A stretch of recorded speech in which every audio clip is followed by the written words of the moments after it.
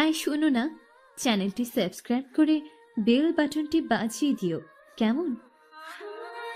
আমার বয়স যখন 4 বছর, তখন 26 বছরের এক যুবক লোকের সাথে আমার বিয়ে হয়।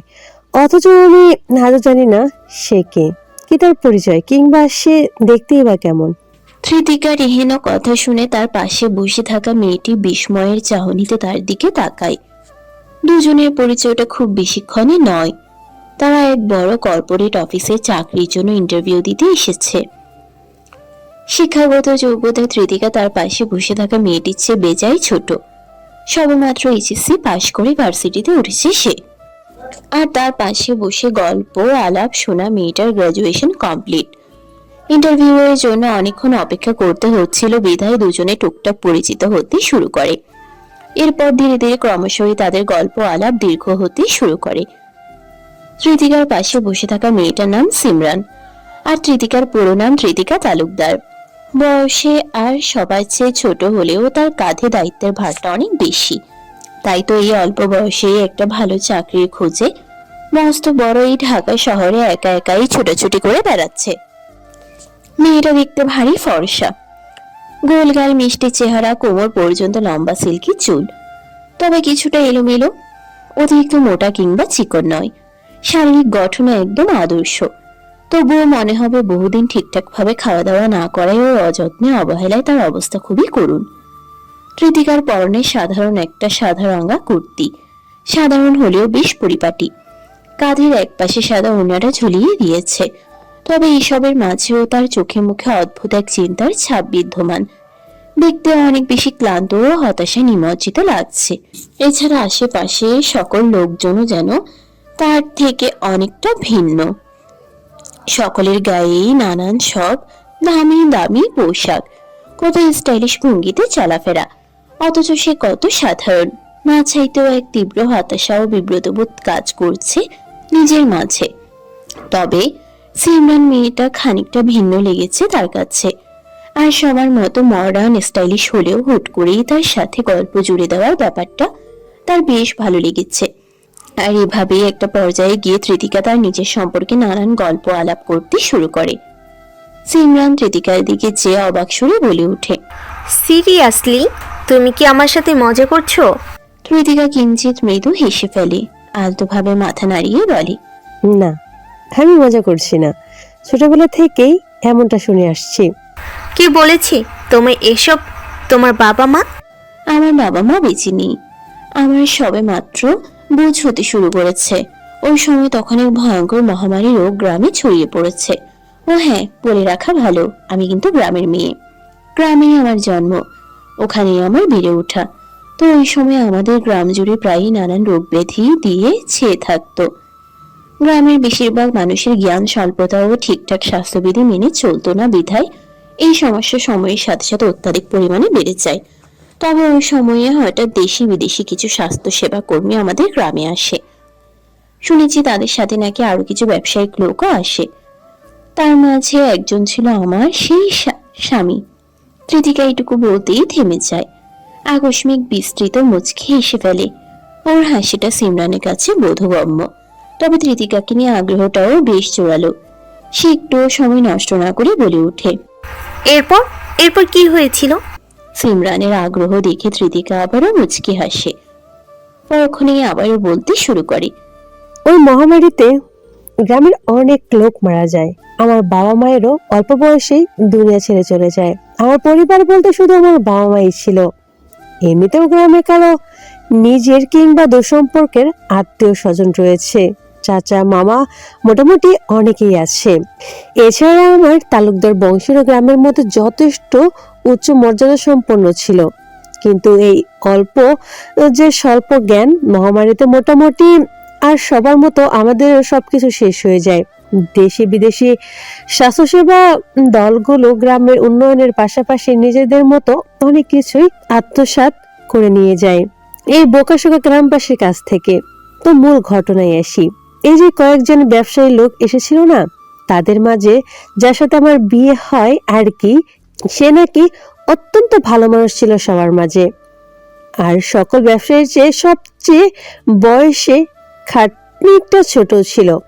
দেখতে নাকি একদম বিদেশি রাজপুত্রের মতো।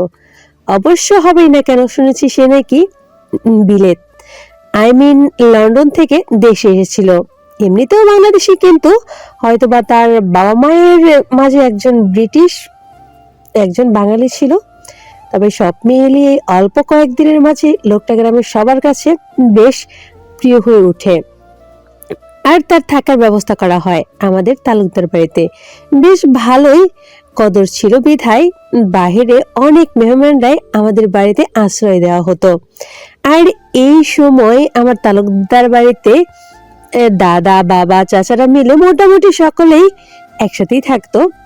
এই কথায় একটা সাজানো গোছানো যৌথ পরিবার ছিল। কিন্তু মহামারীতে সর্বপ্রথম যখন তালুকদার বাড়ি হতে আমার দাদা ভাই অসুস্থ হলো, তখন থেকেই যেন ধ্বংসের সূচনা হয়। দাদা ভাইয়ের অসুস্থ তখন বেজায় খারাপ। বাবা চাচা মিলে দূর দূরান্ত থেকে ছুটোছুটি করে। নানা ভাইয়ের ডক্টর ওষুধ এনে কোনো আশাস্বরূপ ফল পাচ্ছে না। এই মাঝে দাদা ভাই এক অদ্ভুত জেদ ধরে বসে।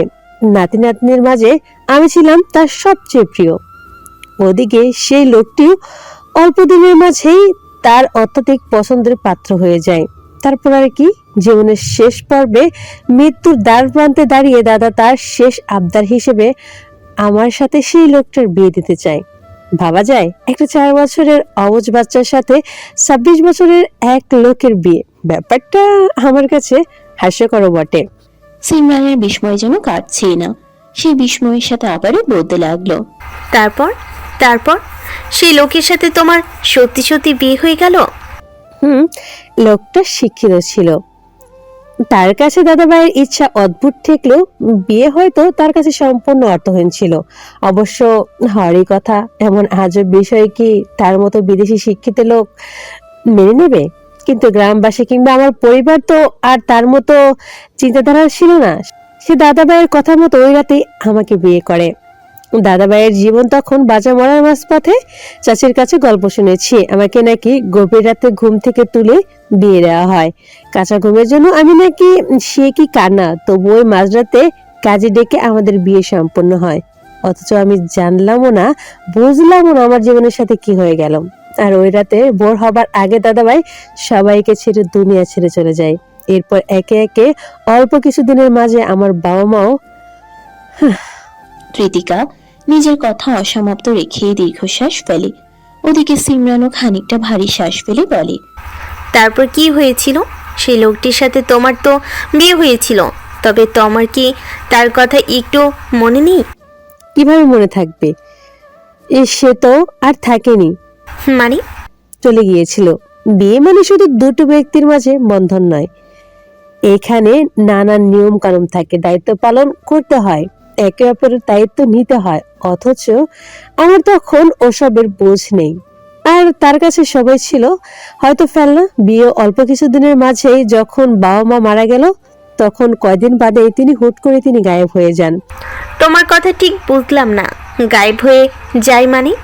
মানে এক রাতের পর তাকে আর কেউ খুঁজে পাননি। কাউকে না জানি বাড়ি থেকে রাতের আঁধারে গ্রাম ছেড়ে চলে যায়। সকালবেলায় সকলে তন্ন তন্ন করে খুঁজেও কেউ তার খোঁজ পায় না। এমনকি তাকে খুঁজতে চাচারা কয়েকবার শহর অবধি তল্লাশি চালিয়েছে, কিন্তু তেমন একটা লাভ হয়নি। তিনি গায়েব তো একদমই গায়েব। কৃতিকার সব কথা শুনে সিমরানের যেন বিস্ময় কাটছেই না। সে অবাক স্বরে আওড়ায়, সিরিয়াসলি? আমার তো এসব বিশ্বাসই হচ্ছে না। কিভাবে কি? আচ্ছা, কৃতিকা আবারও কিঞ্চিত মুচকি হাসে। চারপাশে একবার নজর বুলিয়ে নেয়। এখনো আরো অনেক লোকজনের ইন্টারভিউ দেওয়া বাকি। মোটামুটি সকলেই অপেক্ষা করে করে এখন অনেকটাই ক্লান্ত। এরই মাঝে সিমরান আবারও কৃতিকার উদ্দেশ্যে বলে, তোমার সেই হাজবেন্ড, ওনার নাম কি? জানি না। সিরিয়াসলি? নামও জানো না? এটা কোনো কথা? কৃতিকা মুচকি হেসে বলতে লাগে, তার নাম শুধু জানতো আমার দাদা ভাই। দাদা ভাই তাকে তালুকদার বাড়ির মেহমান হিসেবে এনেছিল, কিন্তু দাদা ভাই সহ গ্রামের সবাই তাকে এক নামে ডাকতো বাবু সাহেব। উনি খুব অল্প সময়ের জন্য গ্রামে ছিলেন, আর এই অল্প সময়ে কেউ সেভাবে তার সম্পর্কে জেনে উঠতে পারেনি। অবশ্য সেই সময় গ্রামের দুর্দশায় কি বা এত তাগিদার করার অবস্থায় আছে, তাই সবাই তাকে ভালোবেসে শুরু থেকে বাবু সাহেব বলেই ডাকতো। এমনিতেও বিদেশি লোক ছিল, তাই হয়তো। সিমরান খানিকটা ভাবুক স্বরে বলে, ব্যাপারটা ভালোই কমপ্লিকেটেড। আচ্ছা, যদি আবার কখনো তার সন্ধান পাও, তবে কি তুমি তখনও নিজেকে তার স্ত্রী হিসেবে পরিচয় দেবে? তোমার আর তার বয়সের গ্যাপটা তো যথেষ্ট। সিমরানের কথা শুনে ধৃতিকা দাঁত খুলে হেসে ফেলে। তবে সে হাসিতে আওয়াজ হলো না, কিন্তু আকস্মিক দৃশ্যমান হলো বাম পাশ বরাবর চকচকে গ্যাস দাঁত, যা ঠিকই সিমরানের নজরে ধরা দেয়। মেয়েটিকে সব মিলিয়ে তার কাছে যথেষ্ট সুন্দরী মনে হয়েছে।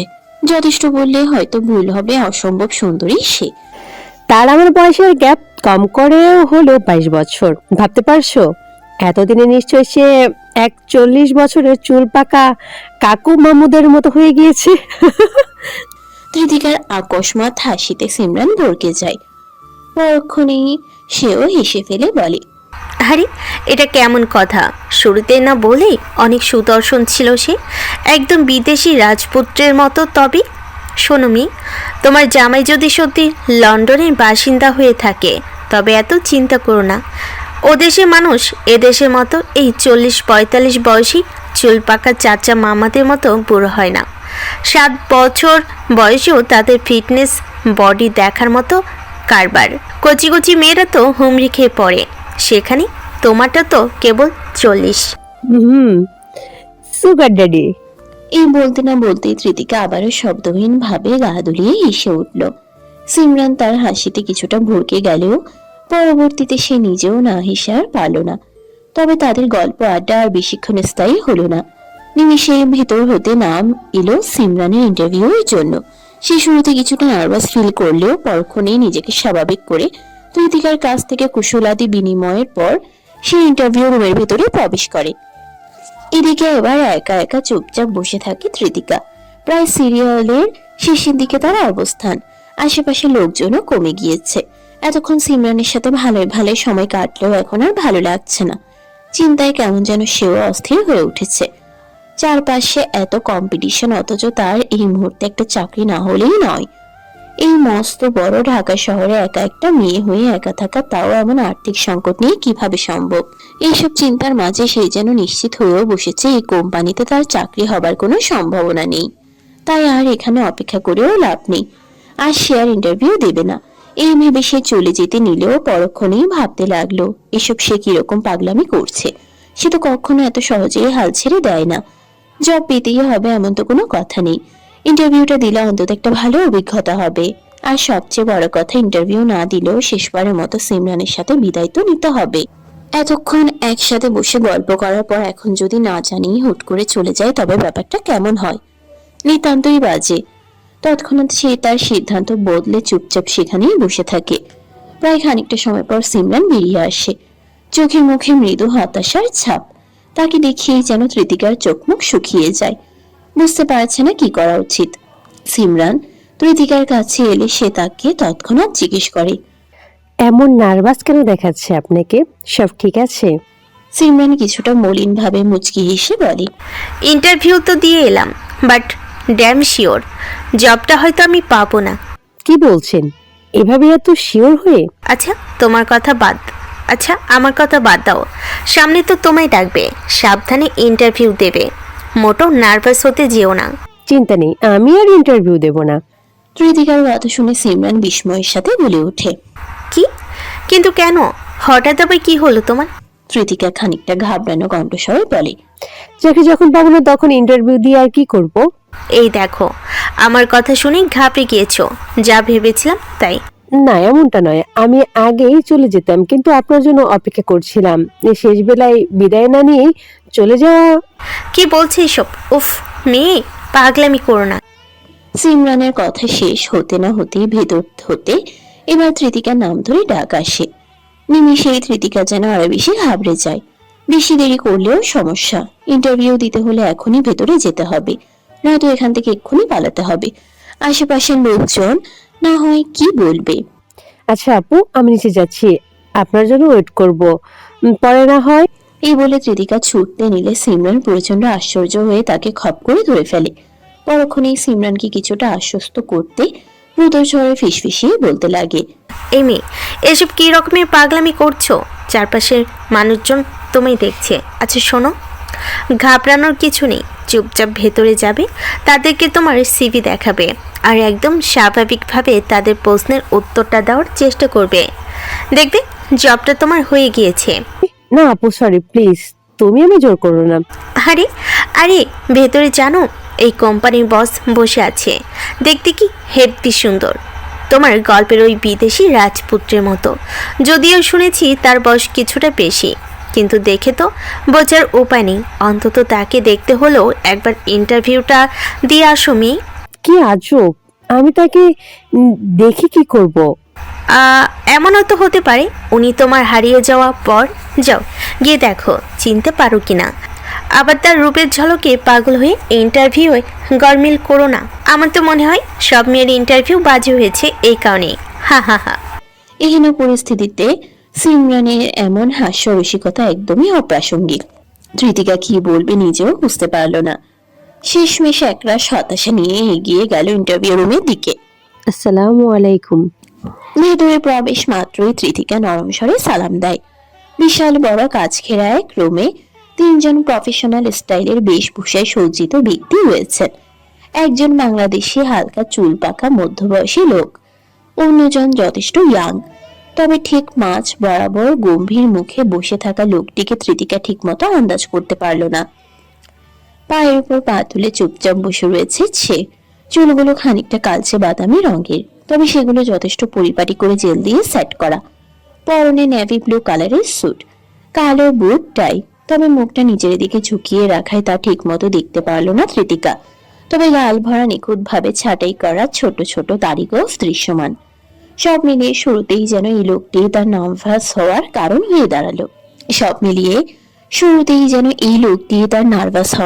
হয়ে দাঁড়ালো। তবুও সে নিজেকে সামলে নেয়। দুজন লোক সালামের জবাব দিলেও মাঝে থাকা সেই গম্ভীর মুখ্য ব্যক্তিটি দিলেন না। এতে ত্রিতিকা কিছুটা অবাক হয়ে ভাবল, লোকটি ভিন্ন ধর্মী কিনা। বিদেশি বিদেশি একটা ভাব রয়েছে, হতেও পারে ধর্মীয় দিক হতে সে আলাদা, কিন্তু মুসলিম হলে তার ধর্মীয় শিক্ষার যথেষ্ট ঘাটতি রয়েছে। এই ভাবনাতেই তার আবার লোকটির উপর কিছুটা রাগও হলো। তবে দেরি না করে সে স্বাভাবিকভাবে টেবিলের দিকে এগিয়ে যায়। মধ্যবয়স্ক লোকটি তাকে বসতে বলতেই সে চুপচাপ বসে পড়ে।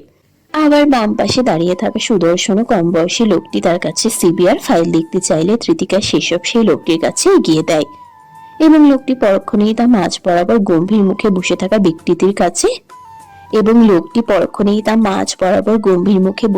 ব্যক্তিটির হাতের কাছে এগিয়ে দেয়। এরই মাঝে ত্রিতিকার নজর পড়ে ডেস্কের উপর থাকা সোনালী রাঙা নেম প্লেটের উপর। কালো রঙের প্রলেপে সুন্দর করে লেখা ARC। তবে তার এই মন ভুলানো সময়টুকুর মাঝেই কেউ প্রচন্ড গম্ভীর স্বরে বলে উঠল, What's your name? ত্রিতিকা নিমিষেই অপ্রস্তুত হয়ে ওঠে। তবে নিজেকে দ্রুত সামলে নেবার চেষ্টা করে অস্ফুট স্বরে আওড়ায়, ত্রিতিকা। তার এমন জবাবে লোকটি যেন কিঞ্চিত বিরক্ত হয়। নিমিষেই ফর্সা ত্বকের কপালটা কুঁচকে যায় কিঞ্চিত, শক্ত চোয়াল আরো বেশি দৃঢ় হয়। অনেকক্ষণ ধরে ইন্টারভিউ নিচ্ছে সে, অথচ মনের মতো মানুষ পেয়েছে খুব অল্পই। বেশিরভাগই থেকেছে নার্ভাস। যে ব্যাপারটা নিয়ে আর এখন ভালোই বিরক্ত। তার এই অব্যক্ত অভিব্যক্তিতে পাশ হতে সেই দুজন লোকও কিছুটা ঘাবড়ে যায়। তবে সবকিছু স্বাভাবিক রেখে লোকটি আবারও ত্রিতিকার উদ্দেশ্যে বলে, Full name. হালকা ধমক সরে বলা কণ্ঠে ত্রিতিকা আরো বেশি ভরকে ওঠে। ঠোঁট চেপে কোনো মতে সামলে নিয়ে বলে, ত্রিতিকা তালুকদার। এতক্ষণ সে গম্ভীর মুখের ব্যক্তিটি তথা আধের রায়ান চৌধুরী চুপচাপ মাথা নিচু করে ফাইল দেখতে থাকলেও ত্রিতিকার কণ্ঠস্বরে এবার তিনি কিছুটা অদ্ভুত ভাবে মাথা উঁচিয়ে ত্রিতিকার দিকে তাকায়। তার অদ্ভুত চাহনিতে ত্রিতিকা কিছুটা অবাক হয়। লোকটি দেখতে ভারী সুদর্শন। এখন বুঝতে পারছে সিমরান কেন তখন ওসব বলছিল। তবে সাদা চামড়ার এই বিদেশিদের মতো দেখতে হলেও ব্যক্তিটির চোখ জোড়া বেশ আকর্ষণীয়। কেমন অদ্ভুত বাদামি রাঙা চোখ জোড়া তার। ত্রিতিকা বেশিক্ষণ তাকিয়ে থাকতে পারল না, তবে সে চোখ নামিয়ে নিতে গিয়েও থমকে যায়। লোকটি এখনো তার দিকে অদ্ভুতভাবে চেয়ে রয়েছে। নিমিষেই অদ্ভুত এক শিহরণে সে কম্পিত হয়। হাত ঝোড়া শক্ত করে ডেস্কের নিচে আড়ালে হাঁটুর জামার অংশ চেপে ধরে, কিঞ্চিত ঢোক গিলে মনে মনে আওড়ায়। হাই আল্লাহ, এসব কি হচ্ছে? কৃতিকা যেখানে নিজেকে স্বাভাবিক রাখতে তীব্র প্রচেষ্টা চালিয়ে যাচ্ছে, সে তাই তার সম্মুখে বসে থাকা আদি রায়ান চৌধুরী এখনো তার দিকে নিরেট দৃষ্টিতে তাকিয়ে। ফলাফল স্বরূপ তার চোখ মুখ আতঙ্কে শুকিয়ে আসছে নিমিষেই। এভাবেই প্রায় বেশ খানিকটা সময় কেটে যাবার পর আচমকা কারো কণ্ঠে কৃতিকা মুখ তুলে তাকায়, আর তৎক্ষণাৎ দেখতে পায় আর তার নিরেট কণ্ঠস্বরে বলছে, ইউ মে লিভ নাও। এটা বলতেই আর তার চোখ নামিয়ে নেয় এবং কৃতিকার ফাইলটা তার দিকে ঠেলে দেয়। এদিকে কৃতিকার হুঁশ এখনো ফেরেনি, বুঝতেও যেন পারল না কি হতে কি হলো। আর সত্যি কি এত তাড়াতাড়ি ইন্টারভিউ শেষ? সে কিছুটা তবধা খেয়ে সামনে তিনজনের দিকে ইতস্তত নজরে তাকিয়ে দেখে। তার বিষয়টা যেন এর পাশে বসে থাকা বয়স্ক ব্যক্তিটা বুঝতে পারে। অন্যদের চেয়ে কৃতিকা বেশ ছোট এবং তার মায়াবী চেহারা ও ইতস্তত বোধ যেন সে নিজেই তার মায়ায় পড়ে গিয়েছে। তিনি কৃতিকার উদ্দেশ্যে সম্পূর্ণ নমনীয় স্বরে বলে, মা, তুমি এখন যেতে পারো, তোমার ইন্টারভিউ শেষ। লোকটির অভিব্যক্তিতে কৃতিকার কপালে কিঞ্চিত ভাঁজ পড়ে। সে কয়েকবার চোখের পাপড়ি ঝাপটে নিজেকে আশ্বস্ত করে এবং আর একটু সময় নষ্ট না করে নিজেকে দ্রুত গুছিয়ে নিয়ে কক্ষ ত্যাগ করে। তবে যাবার মুহূর্তে না চাইতেও একবার পেছন ফিরে আর চোখে এয়ার ওরফে আদির রায়হানকে দেখে নেয়। চারপাশটা তীব্র বৃষ্টিতে আচ্ছন্ন। অত্যাধিক বৃষ্টিতে এই মস্ত বড় শহরের রাস্তাঘাটে জরাজীর্ণ এক অবস্থা। চারপাশে কাদা পানি জমা হয়ে ড্রেনের সাথে মিশে গা গুলিয়ে যাওয়ার মতো আবহ তৈরি করেছে। অথচ এমন পরিস্থিতিতেও চারপাশের ভিড়ে একটুও মানুষের উৎপাতের কমতি নেই। যে যার মতো নিজ নিজ কাজে ছুটছে। বিকেলের সূচনা লগ্নে এমন বৃষ্টি কৃতিকার কাছে বেশ বিরক্তিকর লাগলো। শহরে এসেছে অল্প কয়েক মাস হলো, এসেই যেন এই নিত্যদিনের বিরক্তিকর পরিবেশে সে হাঁপ ছেড়ে দিয়েছে। অসহ্য লাগে তার এই শহর, অথচ কিছুই করতে পারবে না বিধায় সে এই বিষয়ে ভীষণ অসহায়। সকালের ইন্টারভিউয়ে কি হলো সে এখনো বুঝে উঠতে পারেনি। অবশ্য এখন আর সে এসব নিয়ে ভাবছেও না। ও চাকরি হওয়ার কোনো আশা নেই এবং সে কোনো আশাও রাখছে না। দিনের পর দিন সাধারণ টিউশনি খুঁজে চলেছে, অথচ তাই মিলছে না। সেটাও অত বড় অফিসে তার জব পাওয়া যেন অকল্পনীয় ব্যাপার। তবে আজ সিমরান নামক নতুন এক ব্যক্তির সাথে পরিচিত হয়ে সে নিতান্তই খুশি। অফিস থেকে বের হয়ে দুজনে প্রায় অনেকক্ষণ রিকশায় চড়ে গল্প আলাপ করেছে। শেষ বেলায় দুজন দুজনের কন্ট্যাক্ট নাম্বার নিতেই তাদের গল্পের সমাপ্তি ঘটে। না জানি আবার কবে তাদের দেখা হবে। শহরের সবজি বাজারটার দিকটায় আজ কৃতিকা এসেছে। হাতে একটা বড় সড়ো কালো আকৃতির ছাতা, যা দেখতে অনেকটা আদিম কালের কাঠ ও মোটা কাপড়ের তৈরি। এই আধুনিক যুগে এমন শহরের এলাকায় এমন ছাতায় দেখা পাওয়া যেন দুষ্কর।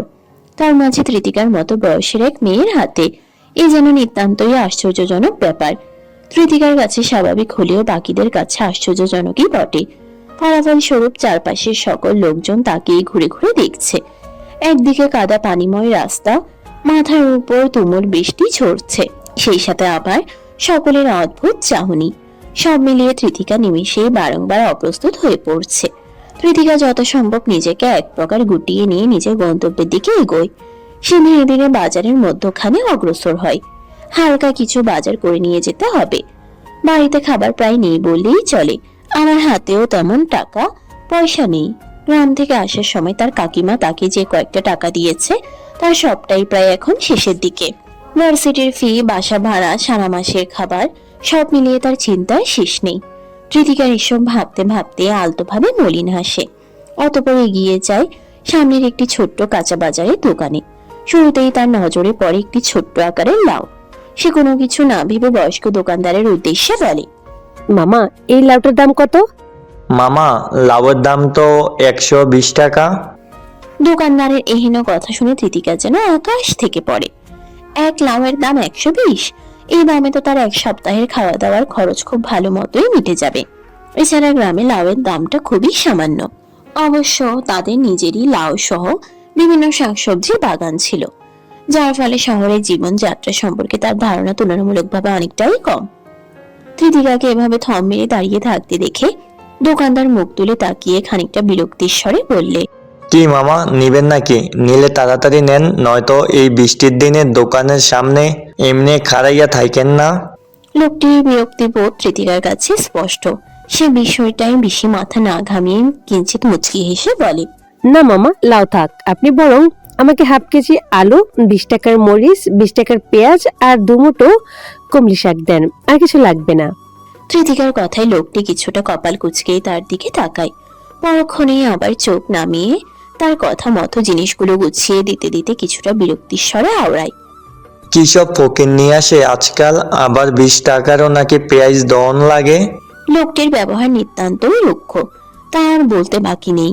তবে তার শেষ কথাটা বিড়বিড় করে আওড়ালেও তৃতিকা ঠিকই শুনতে পায়, কিন্তু সে কোনো ঝামেলা করতে চায় না বিধায় চুপচাপ জিনিসগুলো নিয়ে চলে যেতে চাইছে। তবে ততক্ষণে তার নজর পড়ে দোকানদারের পাশে বসে থাকা এক ছোট্ট বাচ্চার দিকে। 3-4 বছর বয়সের হবে আর কি। লোকটির এমন রুক্ষ ব্যবহারের পরও তার কাছ থেকে জিনিসগুলো নেওয়ার সময় তৃতিকা তাকে জিজ্ঞেস করে, মামা এটাকে? তৃতিকার কথা মতো লোকটি পাশে ফিরে ছোট বাচ্চাটিকে এক পলক দেখে নেয়। পরক্ষণেই আবার তৃতিকার দিকে ফিরে বলে, আমার নাতনি। ও আচ্ছা। তৃতিকা শুধু এটুকুই বলে। জিনিসগুলো সঠিক দাম দোকানদারকে দিয়ে দেয় এবং জিনিসগুলো নিয়ে সে বাবারাই সামনের দিকে। তবে যাবার পূর্বে আরো একটা কাজ করে বসে। তার ব্যাগে 2টো চকলেট ছিল, যাওয়ার সময় সিমরান দিয়েছিল। সে কয়েকটা খেয়েছে আর বাকি কয়েকটা ব্যাগেই রয়ে গিয়েছে। তৃতিকা মনে করে সে 2টো চকলেট যাওয়ার পথে সে ছোট্ট বাচ্চাটিকে দিয়ে যায়। বাচ্চাটি চকলেট দেখার সাথে সাথে খুশিতে হেসে ওঠে। ততক্ষণে আবার দোকানদার বিষয়টা দেখে তৃতিকার দিকে তাকাতেই সে বিস্তৃত মুচকি হেসে বলে, আপনার নাতিটা বেশ সুন্দর, মাশাআল্লাহ। এই বলে সে চলে যেতে নিতেই লোকটি ইতস্তত করে কিছু বলতে চায়। কিন্তু মামা, আমি হয়তো গরিব, কিন্তু ফকিন্নি না। লোকটির কথা সম্পূর্ণ হবার আগে বিস্তৃত হাসি মুখে তৃতিকা এটুকু বলেই সামনে ফিরে এগোতে থাকে এবং একবারের জন্যও আর পিছনে ফিরে তাকায় না। তবে যাওয়ার পথে বাজারের ব্যাগটায় নজর পড়তেই চাপা দীর্ঘশ্বাস ফেলে। মনে মনে বিড়বিড়িয়ে আওড়ায়, এই আলু খেয়ে তবে 1 সপ্তাহ চলতে হবে। হ্যাঁ, কি আর করার। তৃতিকা পুনরায় ভারী শ্বাস ফেলে মুচকে হাসে। প্রায় এই কয়েকটা জিনিসেই তার 100 টাকা ফুরিয়ে গিয়েছে, অথচ এইটুকু বাজারে তাকে পুরো 1 সপ্তাহ চলতে হবে। এছাড়া অবশ্য কোনো উপায়ও নেই। জীবন বাঁচাতে এইটুকুই যথেষ্ট। শহর অঞ্চল হতে প্রায় অনেকটা দূরে একটা ভাঙাচোরা দোতলা বাড়ি। বাড়ির চারপাশে গাছগাছালি দিয়ে পরিপূর্ণ। ইট সিমেন্টের গাঁথুনি ধসে পড়ার দায়। এমনই এক জরাজীর্ণ বাড়িতে ঠাঁই হয়েছে তৃতিকার। শহরের বেশিরভাগ বাসাগুলোরই ভাড়াটা অনেক বেশি, যা তৃতিকার সামর্থ্যের বাহিরে। তবে সেসবের তুলনায় এই বাড়িটার ভাড়া বেশ কম। এর মানে এই নয় যে পুরো বাড়িতে তৃতিকা একাই ভাড়া নিয়ে থাকে। শুধুমাত্র দোতলার একটি ছোট্ট ঘরটি সে নিজের থাকার জন্য নিতে পেরেছে। সেখানে একটা ছোট্ট বাথরুম, ঘরের সাথে লাগানো রান্নাঘর আর শোয়ার জন্য একটা ভাঙাচোরা লোহার বিছানা ব্যতীত কিছুই নেই। লোহার বিছানাটা এই আধা ভাঙা ঘরে পরিত্যক্ত অবস্থাতেই পেয়েছিল সে, যার উপরে শক্ত কার্টুন পেপার এবং তার উপর মোটামুটি ভালো মানের এক চাদর বালিশ পেতেই সে তা ঘুমানোর উপযোগী করেছে। নয়তো তাকে হয়তো শীত, বর্ষা, গ্রীষ্ম সর্বকালেই মেঝেতে শুয়েই কাটিয়ে দিতে হতো। এই বাড়িতে আরো বেশ কয়েকজন মানুষ থাকে, তবে কেউই তেমন কারোর সাথে কথা বলে না।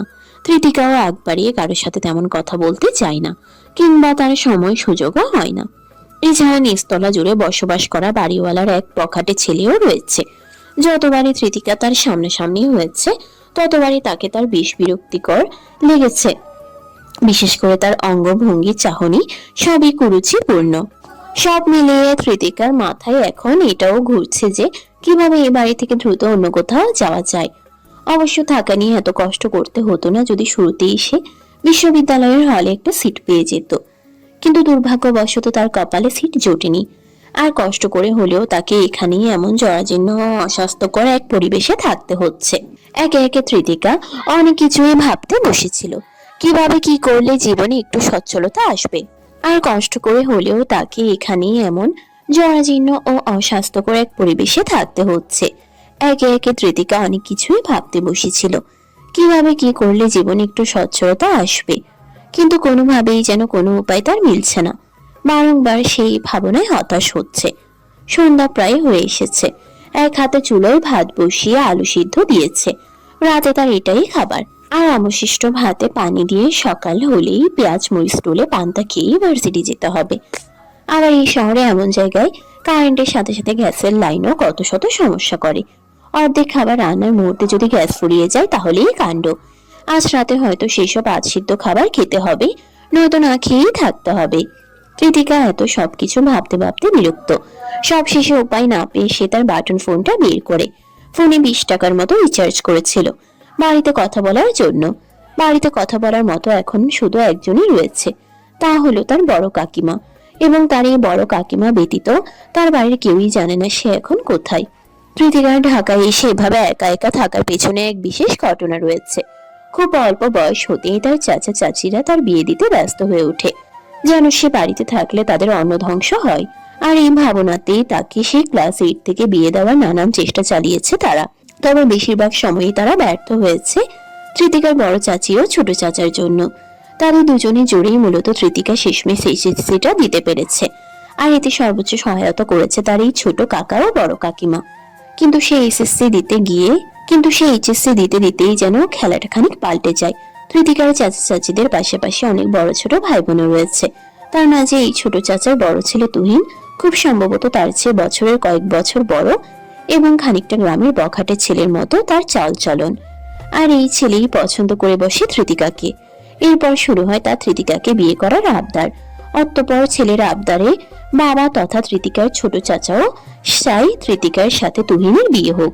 কিন্তু কৃতিকা তো বিয়ে করতে রাজি নয়, সে চাই পড়াশোনা করতে। আর তার এই বিয়েতে রাজি না হওয়ার কারণেই সবসময় তাকে পড়াশোনায় সহায়তা করা তার সেই ছোট চাচাই তার পড়াশোনা বন্ধ করতে উঠে পড়ে লাগে। আর এটাও ঠিক এমন মুহূর্তে যখন কৃতিকা কেবল মাত্র এইচএসসি শুরু হয়েছে। পরীক্ষার মাঝে বাড়িতে নানান অশান্তির কারণে সে এক প্রকার মানসিকভাবে বিধ্বস্ত হয়ে যেতে শুরু করে। তবে সেই সময় তার পাশে থাকে তার বড় কাকিমা। নিজের মেয়ের মতোই সবাইকে অনুরোধ করে এইচএসসি অবধি বিয়ে নিয়ে বাড়িতে কোনো ঝামেলা না করতে, পরীক্ষা মিটে যাক তারপর বাকি সব। অতঃপর পরীক্ষা শেষ হতে না হতে আবারও একই কাহিনী শুরু হয়। আর সেই সময় অ্যাডমিশনের পড়ার নাম করে তার বড় কাকিমা কৃতিকাকে নিজের ভাইয়ের বাড়িতে পাঠিয়ে দেয় এবং সেখান থেকে মোটামুটি ভালো একটা প্রস্তুতির পর তার দেশের স্বনামধন্য এক পাবলিক বিশ্ববিদ্যালয়ে চান্স হয়ে যায়। কিন্তু সমস্যা এখানেই থেমে থাকে না। কৃতিকা তার বড় কাকিমার ভাইয়ের বাড়িতে থাকতে থাকতেই তার কাকিমার ভাইয়ের ছেলে তাকে পছন্দ করে ফেলে, যার খবর টের পাওয়া মাত্রই কৃতিকার কাকিমা আবার তাকে সেখান থেকে সরিয়ে নিয়ে আসে। এখন কৃতিকাকে নিয়ে তার বড় কাকিমার এত বেশি উদ্বেগেরও যথেষ্ট কারণ রয়েছে, যা কৃতিকা এখনো ঠিকমতো বুঝে উঠতে পারেনি। আর সেই উদ্দেশ্য হলো কৃতিকার বড় কাকিমা চায় তার নিজের ছেলেকে তার সাথে বিয়ে দিয়ে কৃতিকাকে ঘরের বউ করে তুলতে। আর এই কারণেই সে শুরু থেকেই নানান কৌশলে কৃতিকাকে পড়াশোনার বাহানায় বিয়ে থেকে বাঁচিয়েছে। কেননা সে চাইছে কৃতিকাও পড়াশোনা চালিয়ে যাক আর সাথে তার একমাত্র ছেলেটাও আরেকটু যোগ্যতা অর্জন করুক। তবে সব শেষে তার এই ভালো মানুষের উদ্দেশ্যের পেছনেও বাকিদের মতো এক স্বার্থপরের নেই চিন্তা ভাবনা রয়েছে। আর তা হলো কৃতিকার ভাগে থাকা তার বাবা মায়ের সম্পত্তি। কৃতিকাদের বংশ যে উচ্চ বংশ ছিল তার আর বিশেষ করে উল্লেখ করার কিছু নেই। যথারীতি কৃতিকার বাবারও পৈতৃক ও নিজস্ব বেশ খানিকটা সম্পত্তি ছিল, যার সবটাই এখন কৃতিকার নামে। তবে কৃতিকার বাকি চাচা ফুফুদের পৈতৃক সম্পত্তি ছিল গ্রাম ও নদী অঞ্চলের দিকে, যা অর্ধেক শেষ হয়েছে মহামারীতে আর বাকি অর্ধেক শেষ হয়েছে নদী ভাঙনে। আর এখন যা রয়েছে তা খুবই সামান্য, যার ফলে সকলের নজর এখন ভাগ্যক্রমে অধিক সম্পত্তি পেয়ে যাওয়া কৃতিকার দিকে। অথচ সেই কৃতিকা এসবের কিছুই না জানায় তার আজ এই পরিণতি। কৃতিকা বেশি দেরি না করে তার কাকিমার নাম্বারে কল দেয় এই শহরে তাকে চুপ করে পাঠিয়ে দেওয়ার সময়। কাকিমা তার হাতে কয়েক হাজার টাকা দিয়েছিল, যা দিয়ে সে এখন অব্দি খরচ করে চলছে। কিন্তু সে টাকাও তো এখন শেষের পথে। এরপর সে কি করবে? ভার্সিটির বই কেনার জন্য গত 2 মাসের বাসা ভাড়া দেওয়া হয়নি। এতেও বাড়িওয়ালাও বেশ অসন্তুষ্ট। না জানি কখন চরম ক্ষিপ্ত হয়ে বলে বাড়ি থেকে বের হয়ে যেতে। তখন সে কি করবে? রাস্তায় গিয়ে থাকবে? না, এত টেনশন আর নেওয়া যাচ্ছে না। আবার তুললে সে তাকে বলবেই বা কি? এত তাড়াতাড়ি টাকা শেষ, তাই তার টাকা কই? তাই তার টাকা চাই? একে একে কতবার কল করলো অথচ কেউ ফোন তুলছে না। আবার এতবার ফোন করাটাও তার ঠিক মনে হচ্ছে না। এমনও তো হতে পারে তিনি কোনো কাজে ব্যস্ত। আর এতবার কোনো ফোন নাম্বার হতে কল করায় যদি বাড়ির কেউ তা দেখে কোনো সন্দেহ করে, তাহলে তখন কি হবে? না থাক, যথেষ্ট ফোন দিয়েছে, বাকিটা তার কাকিমা যখন দেখবে তখন সে নিজেই ফোন করবে। এই ভাবনে সে ভারী দীর্ঘশ্বাস ফেলে ফোনটা রেখে দেয়। ওদিকে ভাতও প্রায় হয়ে এসেছে। কৃতিকা দ্রুত ভাতের পাতিলটা চুলো হতে নামাবে, এমন পর্যায়ে আচমকা তার ফোনটা বেজে ওঠে। বড় কাকিমা ফোন করেছে। এই ভাবনে কৃতিকা এক প্রকার ভাতের পাতিলটা চুলোর পাশে রেখেই ফোনের কাছে ছুটে আসে। তড়িঘড়ি করে হাসি মুখে ফোনটা হাতে নিতেই যেন কপালে শুকনো চিন্তার ভাঁজ পড়ে। তার কাকিমা নয়, বরং ভিন্ন কোনো নাম্বার হতে ফোন এসেছে। এখানে আসার পর তার কাকিমা ব্যতীত আর কেউ তাকে ফোন করেনি, কারণ তার ফোন নাম্বার তেমন কারোর কাছেই নেই। তবে এটা কোন নাম্বার থেকে ফোন এসেছে? এমন সময় হঠাৎ তার সিমরানের কথা মনে পড়ল।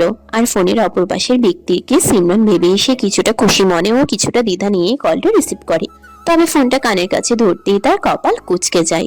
একই সাথে সে কিছুটা বিস্মিত হয়, যেন এমন কিছু হবার কথা ছিল না। এটা তার জন্য সম্পূর্ণ অপ্রত্যাশিত। প্রায় মিনিট খানেক কথা বলার পর কৃতিকা ফোনটা রেখে দিয়ে চিন্তিত অভিব্যক্তিত ঘরের জানালার দিকে এগিয়ে যায়। মরিচা ধরা জানালার ফাঁক গলিয়ে সাই সাই শীতল বাতাস এসে তার মুখে আছড়ে পড়ছে।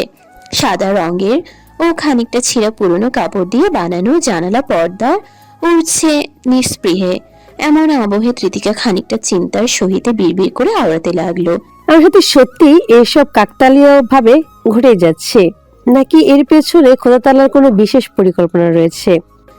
এই বলেই সে ভারী দীর্ঘশ্বাস ফেলে। যে অসমাপ্ত ইন্টারভিউয়ের কথা সে প্রায় ভুলতেই বসেছিল, সেই ইন্টারভিউ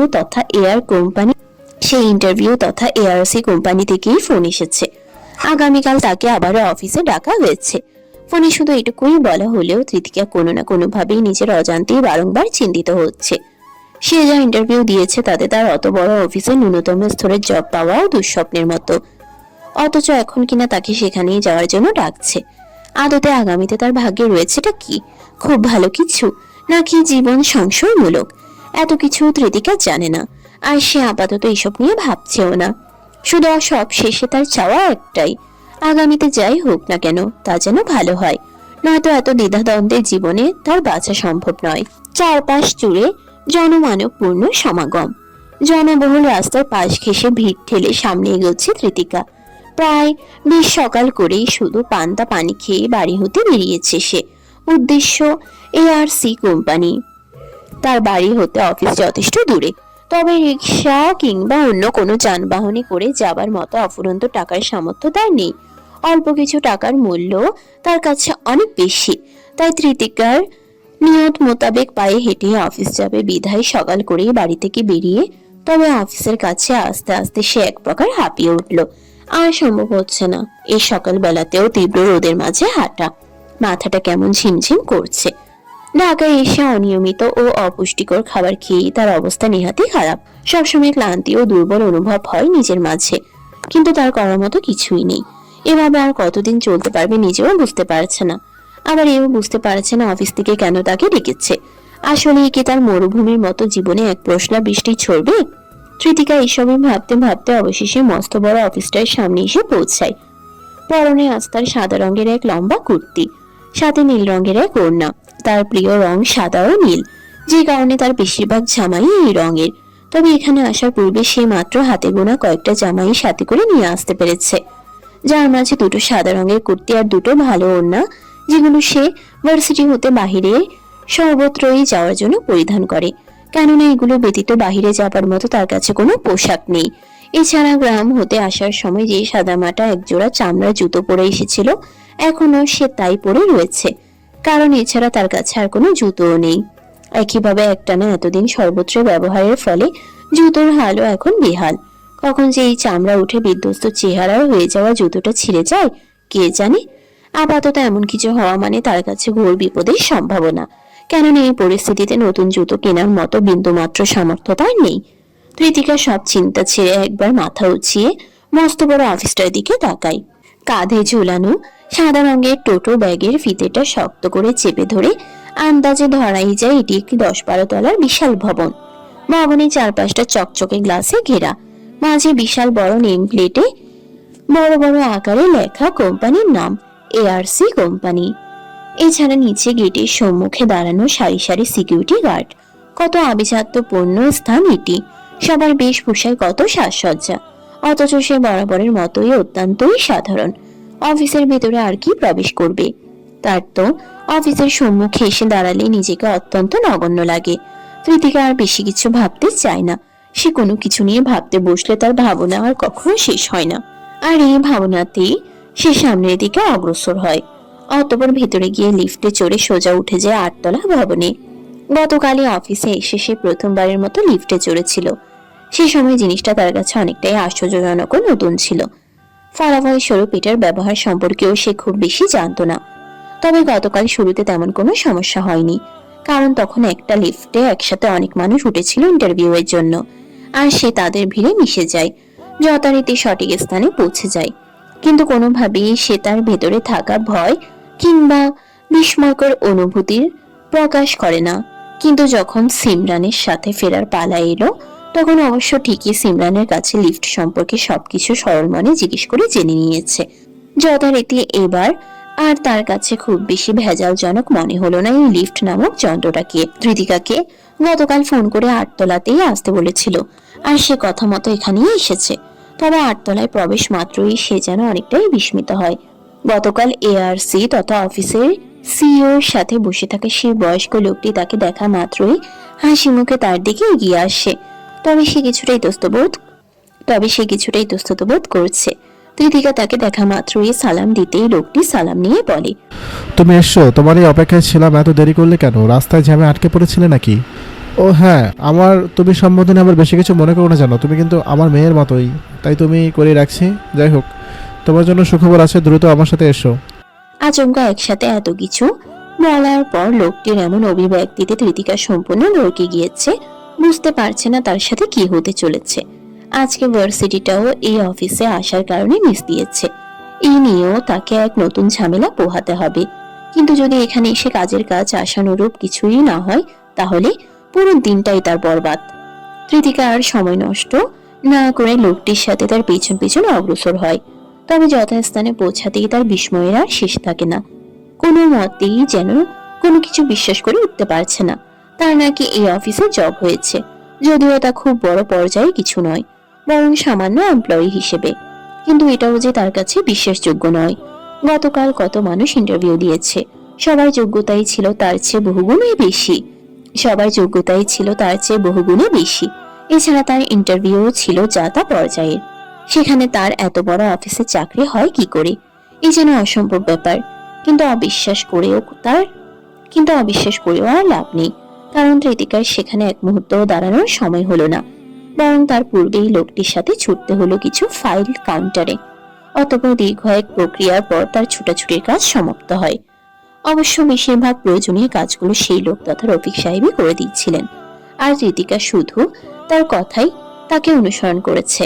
প্রায় অনেকটা সময় কেটে গিয়েছে, এবার তার যাওয়ার পালা। রফিক সাহেব তাকে কিছু ফর্ম বুঝিয়ে দিয়ে যাওয়ার পথে বলল, আজকে এআর স্যার কাজের জন্য অফিসে আসেনি, আর তোমার কাজ শুরু হচ্ছে 1 তারিখ থেকে। সময় করে ওদিন তাড়াতাড়ি অফিসে এসো, স্যারের সাথে দেখা করতে হবে। প্রথম দিনই দেরি হলে আবার সমস্যা, স্যার এসব পছন্দ করে না। রফিকের কথা চুপচাপ শোনার পর সে শুধু কিঞ্চিত মাথা ঝাঁকায়। বর্তমানে তার একই সাথে আনন্দ কিংবা চিন্তা দুটোই হচ্ছে। একবার মনে হচ্ছে এইসব স্বপ্ন, আবার মনে হচ্ছে এইসবই সত্য। আর এটা যদি সত্য হয় তবে যেন এই যাত্রায় তার জীবন সার্থক। এই একটা পার্ট টাইম জবে 14,000 টাকা, এ যেন আশ্চর্যজনক ব্যাপার। এই টাকায় তো তার পুরো মাস ধুমধাম করে চলে যাবে। এমনকি সে চাইলে কিছু টাকা তার বাড়িতেও পাঠাতে পারবে। বাড়ির অবস্থা তো তেমন ভালো না।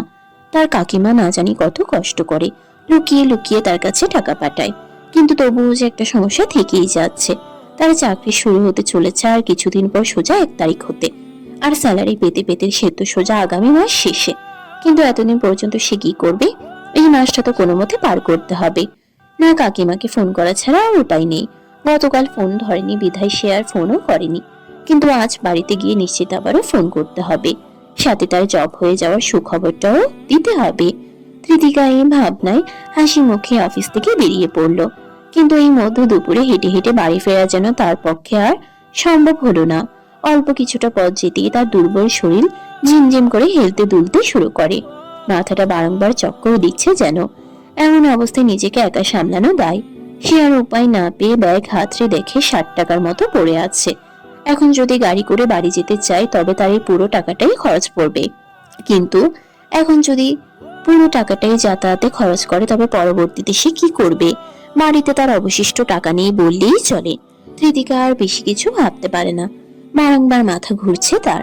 টাকার চেয়েও বেশি চিন্তার বিষয় এখন ঠিকঠাক মতো বাড়িতে পৌঁছানো। এই অজানা শহরে রাস্তায় জ্ঞান হারিয়ে পড়ে থাকলে তাকে উদ্ধার করে ঠিকঠাক মতো বাড়ি ফেরানোর মতো কেউ নেই। এতটাই একা সেই শহরে। টাকার হিসাব মাথা থেকে ঝেড়ে সে একটা রিক্সা নিয়ে চলল তার বাড়ির উদ্দেশ্যে। টাকা গেলে যাক, আগে সুস্থ মতো বাড়ি পৌঁছানো জরুরি, পরে চিন্তা না হয় পরেই করা যাবে। কৃতিকার ভাগ্যটা আজ এতই খারাপ যে করা রোদ্দুরেও রাস্তায় বিশাল এক যানজট লেগে রয়েছে। রিক্সা নিয়েও যেন কৃতিকার খুব বেশি একটা লাভ হলো না। এই রৌদ্রময় দুপুরে ট্রাফিক জ্যামের মাঝে আটকা পড়ে থাকতে হলো দীর্ঘ সময়। যার পুরো সময়টাই হুড়তোলা রিক্সায় বসে সে দীর্ঘ শ্বাস ফেলে নানান হিসেব নিকেশ করতে লাগলো। এভাবে দীর্ঘ সময় পর প্রায় সন্ধ্যা বিকেলে তার বাড়ি ফেরার সৌভাগ্য হলো। সারাদিন না খেয়ে থাকায় চোখে এখন সে সবকিছু ঝাপসা দেখছে। রিক্সা হতে নিচে পা ফেলতেই যেন তার সম্পূর্ণ দুনিয়াটা এক পাক ঘুরে গেল। এরই মাঝে আবার ব্যাগ থেকে 60 টাকা বের করে রিক্সাওয়ালাকেও দিতেও যেন তার বেশ অনুশোচনা হলো। কিন্তু এরপরও তার বিপত্তি কমে না। এত যানজট ঠেলা দীর্ঘ রাস্তা পেরিয়ে আসায় রিক্সাওয়ালা মামা গুনে গুনে আরো 40 টাকা বেশি চেয়ে বসলো। এতেই যেন তেতিকার মাথায় যেন আকাশ ভেঙে পড়লো। এই মুহূর্তে আবার 40 টাকা কোথায় পাবে? তার ঘরে হয়তো শেষ 100 টাকা পড়ে রয়েছে। এটা তার শেষ সম্বল। রিক্সাওয়ালা যেভাবে টাকার জন্য জেগে বসেছে তাতে বাদবাকি টাকা না দিয়েও উপায় নেই। শেষমেশ সে বাধ্য হয়ে রিক্সাওয়ালাকে অনেক অনুরোধ করলো, তবুও কোনো লাভ হলো না। সে আরো বেশি বিপত্তিকর পরিস্থিতিতে পড়ে যায়। পরক্ষণে আর দেরি না করে রিক্সাওয়ালাকে বাড়ির বাহিরে রাস্তায় রেখে এসে চলে যায় ঘর থেকে টাকা আনতে। কিন্তু নিচতলা অব্দি আসতেই তার পা থমকে যায়। নিচতলার বাড়িওয়ালার বাসার সামনে তার আসিফ ভাই দাঁড়িয়ে। উঁচু লম্বা সুষম দেহের এক সুদর্শন পুরুষ। হাসি খুশি তার মুখশ্রী, তবে কপালে কিঞ্চিত দুশ্চিন্তার ভাঁজ। কিন্তু সে ভাঁজ যেন কৃতিকাকে দেখা মাত্রই মিলিয়ে যায়। সে কিছুটা স্বস্তির নিঃশ্বাস ফেলে কৃতিকার দিকে এগিয়ে আসে। কিরে, এতক্ষণ কোথায় ছিলি? সে কতক্ষণ হলো তোকে ফোন দিচ্ছি। তোর ফোন কোথায় রে? তোর হুঁশ আছে এখনো? সে কখন থেকে তোর জন্য টেনশন করে যাচ্ছি। এতদিন পর এখানে এসে দেখি তুই নেই। আমি তো ভেবেই কুল পাচ্ছি না তোর কি থেকে কি হলো। আসিফ হলো কৃতিকার সেই কাকিমা তথা আমিনার একমাত্র ছেলে, যার সাথে বিয়ে দিয়ে কৃতিকাকে বৌমা করতেই আমিনার এত সব তোড়জোড়। তবে এই বিয়ের পরিকল্পনা নিয়ে আসিফ কিংবা কৃতিকা কেউই কিছু জানে না। তাদের কথোপকথন হতে সবকিছুই হয় ভাই বোন হিসেবে। আসিফ কৃতিকার চেয়ে বয়সে যথেষ্ট বড়। শহরের এক প্রান্তে মোটামুটি এক বড় কর্পোরেট কোম্পানিতে চাকরি করে। মাস শেষে যা পায় তা পরিমাণে খুব বেশি না হলেও ছেলেরা অনেক চমৎকার ব্যক্তিত্বের হওয়ায় এই পুরো টাকাটাই সে নির্দ্বিধায় তার বাড়ির মানুষগুলোর জন্যই খরচ করে। আর এখন তার দায়িত্বের মাঝে তৃতিকাও অন্তর্ভুক্ত হলো। তৃতিকা খেয়াল করে দেখলো তার আসিফ ভাই বাড়িওয়ালার সাথে হাসি খুশি মনে কথা বলছিল। বাড়িওয়ালাকে এমন হাসি খুশি দেখে সে কিছুটা অবাক হয়। গত কটা মাসের বাড়ি ভাড়ার টাকা না দেওয়ায় বাড়িওয়ালা তার দিকে ঠিকমতো মুখ ফিরিয়েও তাকায় না, অথচ এখন তাকে তার সামনে দেখে কেমন খুশি মনে হাসছে। তবে সে এসবের তোয়াক্কা না করে সরাসরি আসিফের উদ্দেশ্যে কিছুটা বিস্ময়ের সাথে বলে, আসিফ ভাই, তুমি এখানে কিভাবে এলে? তার কথা শুনে আসিফ ততক্ষণেই কিছু বলতে চায়, কিন্তু কি যেন ভেবে পরক্ষণেই বলে, আচ্ছা, এসব না হয় পরে কথা হবে। আগে তোর ঘরে নিয়ে চল, কথা আছে তোর সাথে। কৃতিকাও তার কথা মতো তাকে নিয়ে উপরে নিয়ে যেতে চায়। সেও যেন বুঝতে পেরেছে আসিফ যেন তার কথাটা এড়িয়ে গেল। বাড়িওয়ালা তার সম্পর্কে সঠিকভাবে কিছুই জানে না। সে যে এক পলাতক ব্যক্তি নেই এই শহরে তা বাড়িওয়ালা জানলে হয়তো অনেক কিছুই মনে করে বসবে। তবে আসিফকে নিয়ে দোতলায় যাবার পথেই তার আচমকা মনে পড়লো রিক্সাওয়ালাকে টাকা দেওয়া হয়নি। সে দ্রুত আসিফের উদ্দেশ্যে বলল। এই বলে আসিফ সিঁড়ি বেয়ে নিচে নামতে লাগলে কৃতিকা দ্রুত তাকে বাধা দিয়ে ব্যাগ থেকে ঘরের চাবিটা বের করে আসিফের হাতে ধরিয়ে দিয়ে বলে, ভাইয়া, তোমার কাছে 40 টাকার মতো হবে, রিক্সাওয়ালা মামাকে দিতে হবে। উনি গেটের বাইরে দাঁড়িয়েছে, আমি ভুলে গিয়েছিলাম প্রায়। আমি না হয় ঘরে গিয়ে বাকি টাকা। ধর পাগলি, তোকে কেন টাকা দিতে হবে? আর হ্যাঁ, টাকা কেন থাকবে না? এনে, আচ্ছা তুই থাক, আমি গিয়ে দিয়ে আসছি। জার্নি করে এসেছো, তোমাকে আর নিচে যেতে হবে না। চাবিটা নাও, ঘরে গিয়ে চুপচাপ বসে পড়ো, আমি গিয়ে রিক্সা ভাড়া দিয়ে আসছি। তার কথা শুনে আসিফ আর জোর না করে তাকে টাকাটা দেয়। আর অমনি তাড়াহুড়ো করে নিচে নামতে গিয়ে তৃতিকার যেন মাথা ঝিমঝিম করে ওঠে এবং তৎক্ষণাৎই সে সিঁড়ি থেকে পড়ে যেতে নিলে অমনি পেছন থেকে আসিফ শক্ত হাতে তাকে ধরে সামলায় এবং কিছুটা অবাক সুরে বলে, কিরে আসতে যাবি তো? এখনই তো পড়ে যেতে নিয়েছিলি। তৃতিকা নিমিষে অপ্রস্তুত হয়ে পড়লেও নিজেকে যথাসাধ্য সামলে নিয়ে নিচে নামতে শুরু করে। তবে এরই মাঝে এই সন্ধ্যায়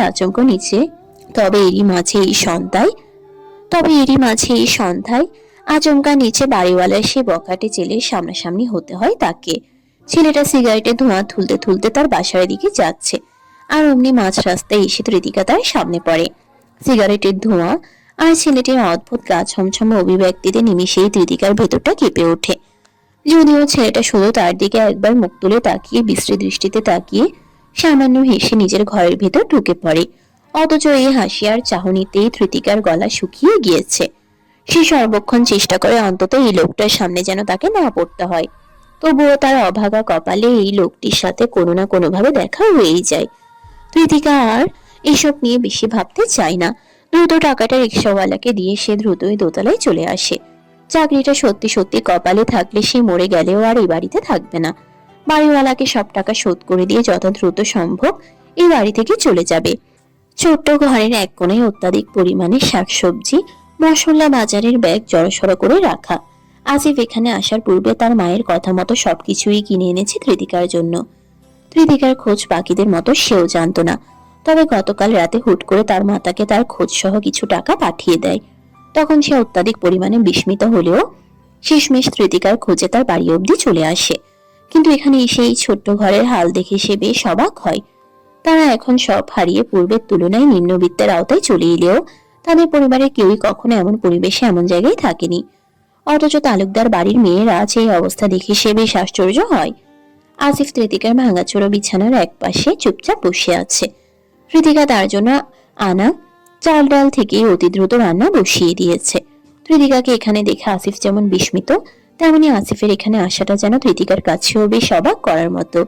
তৃতিকা ঘরের এক পাশে রান্না করতে করতে আসিফের উদ্দেশ্যে বলে, আসিফ ভাই, তোমাকে এত সব কিছু কে আনতে বলছে? আমি একা একা এত সব কদিন খাবো?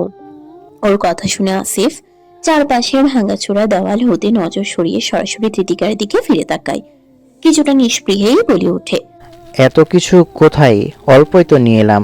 আর হ্যাঁ শোন, তোর এখানে যে ফ্রিজ নাই তা মা বলেছিল, তাই কিছু মাছ আর মাংস তোর বাড়িওয়ালাকে বলে তাদের ফ্রিজে রেখে এসেছি। মনে করে নিয়ে এসে রান্না করে খাস। আসিফের কথা শুনে তৃতিকা যেন ভূত দেখার ন্যায় চমকে উঠল। সে দ্রুত চুলোর কাছ থেকে সরে এসে আসিফের কাছে এসে বলে, এটা তুমি কি করছো? তুমি জানো? তৃতিকার এমন অভিব্যক্তিতে আসিফ কিছুটা ভরকে গিয়ে বলে, কেন রে, কি করলাম আবার? ওনারা ভাড়াটিয়াদের জিনিসপত্র না বলে খেয়ে নেয়, এজন্যই কারোর প্রয়োজন পড়লেও তাদের বাড়ির ফ্রিজে কিছু রেখে আসে না। তৃতিকার এহেন কথা শুনে আসিফের মুখের আকৃতি যেন বিগড়ে যায়। কপাল কুঁচকে আশ্চর্যের স্বরে বলল, বলিস কি রে, এ কেমন লোকজন রে বাবা! আর দুনিয়াতে এত বাড়িঘর থাকতে এমন অদ্ভুত বাড়িতে থাকো সইবা কেন? তো কি করব, আর উপায় কি? উপায় কি মানে? আচ্ছা শোন, তোর বাড়ি ভাড়া হয়তো বাকি ছিল, বাড়িওয়ালার কাছে যেতেই বকেয়া টাকা চেয়ে বসেছিল, তাই আমি ওটা দিয়ে এসেছি। আসিফের এই কথা শুনে তৃতিকা যেন কিছুটা বিরক্তই হলো।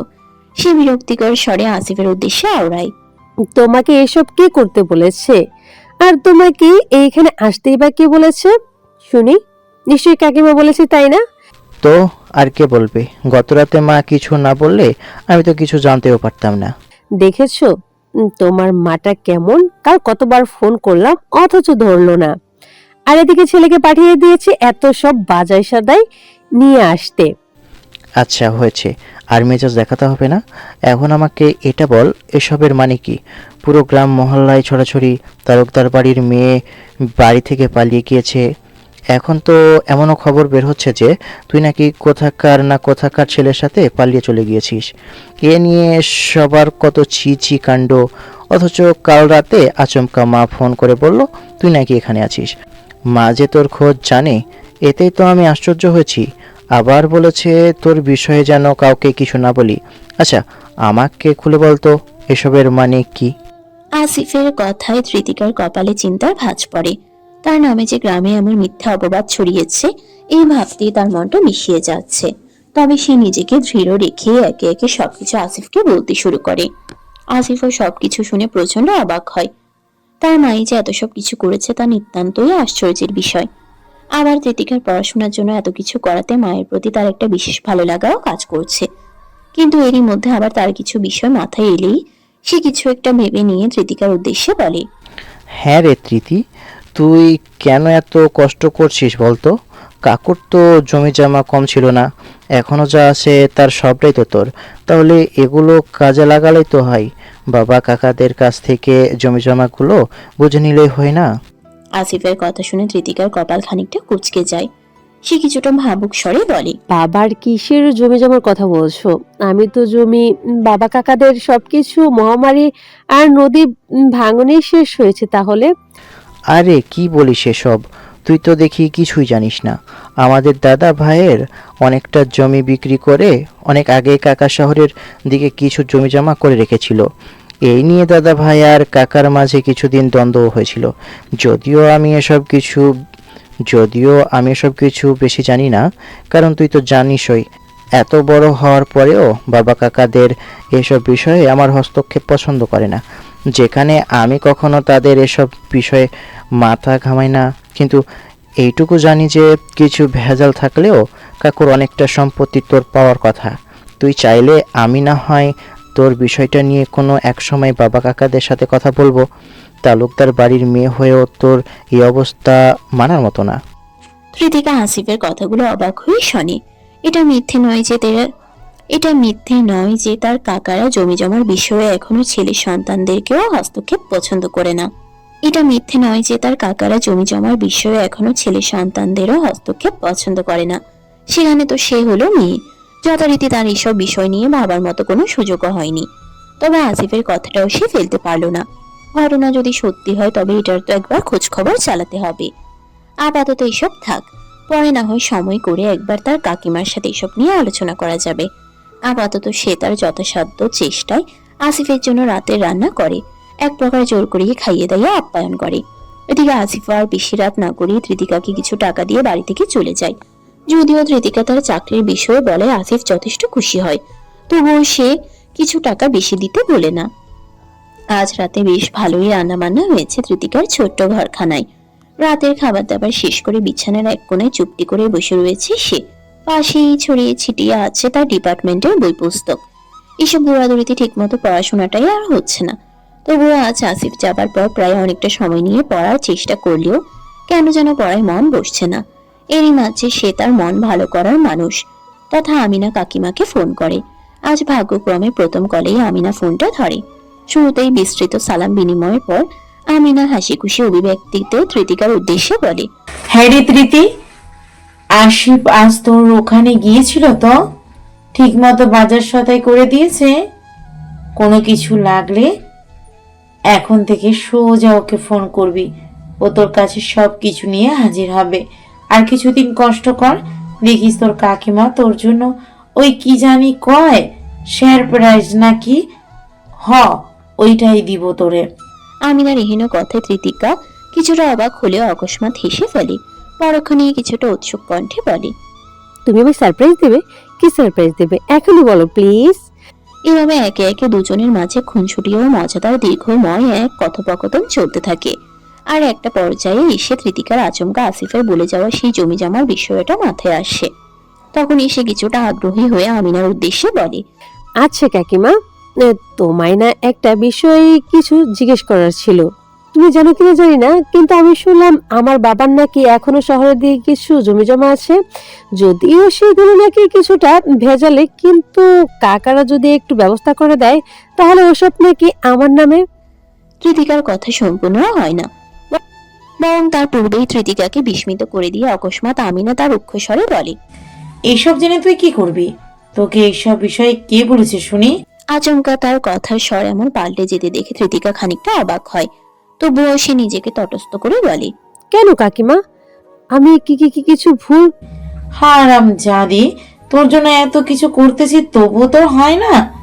ওই এক টুকরো জমি জমা কি আছে, ওটার জন্যই এখন খামচা পারিস? সারি হত ছাড়ি।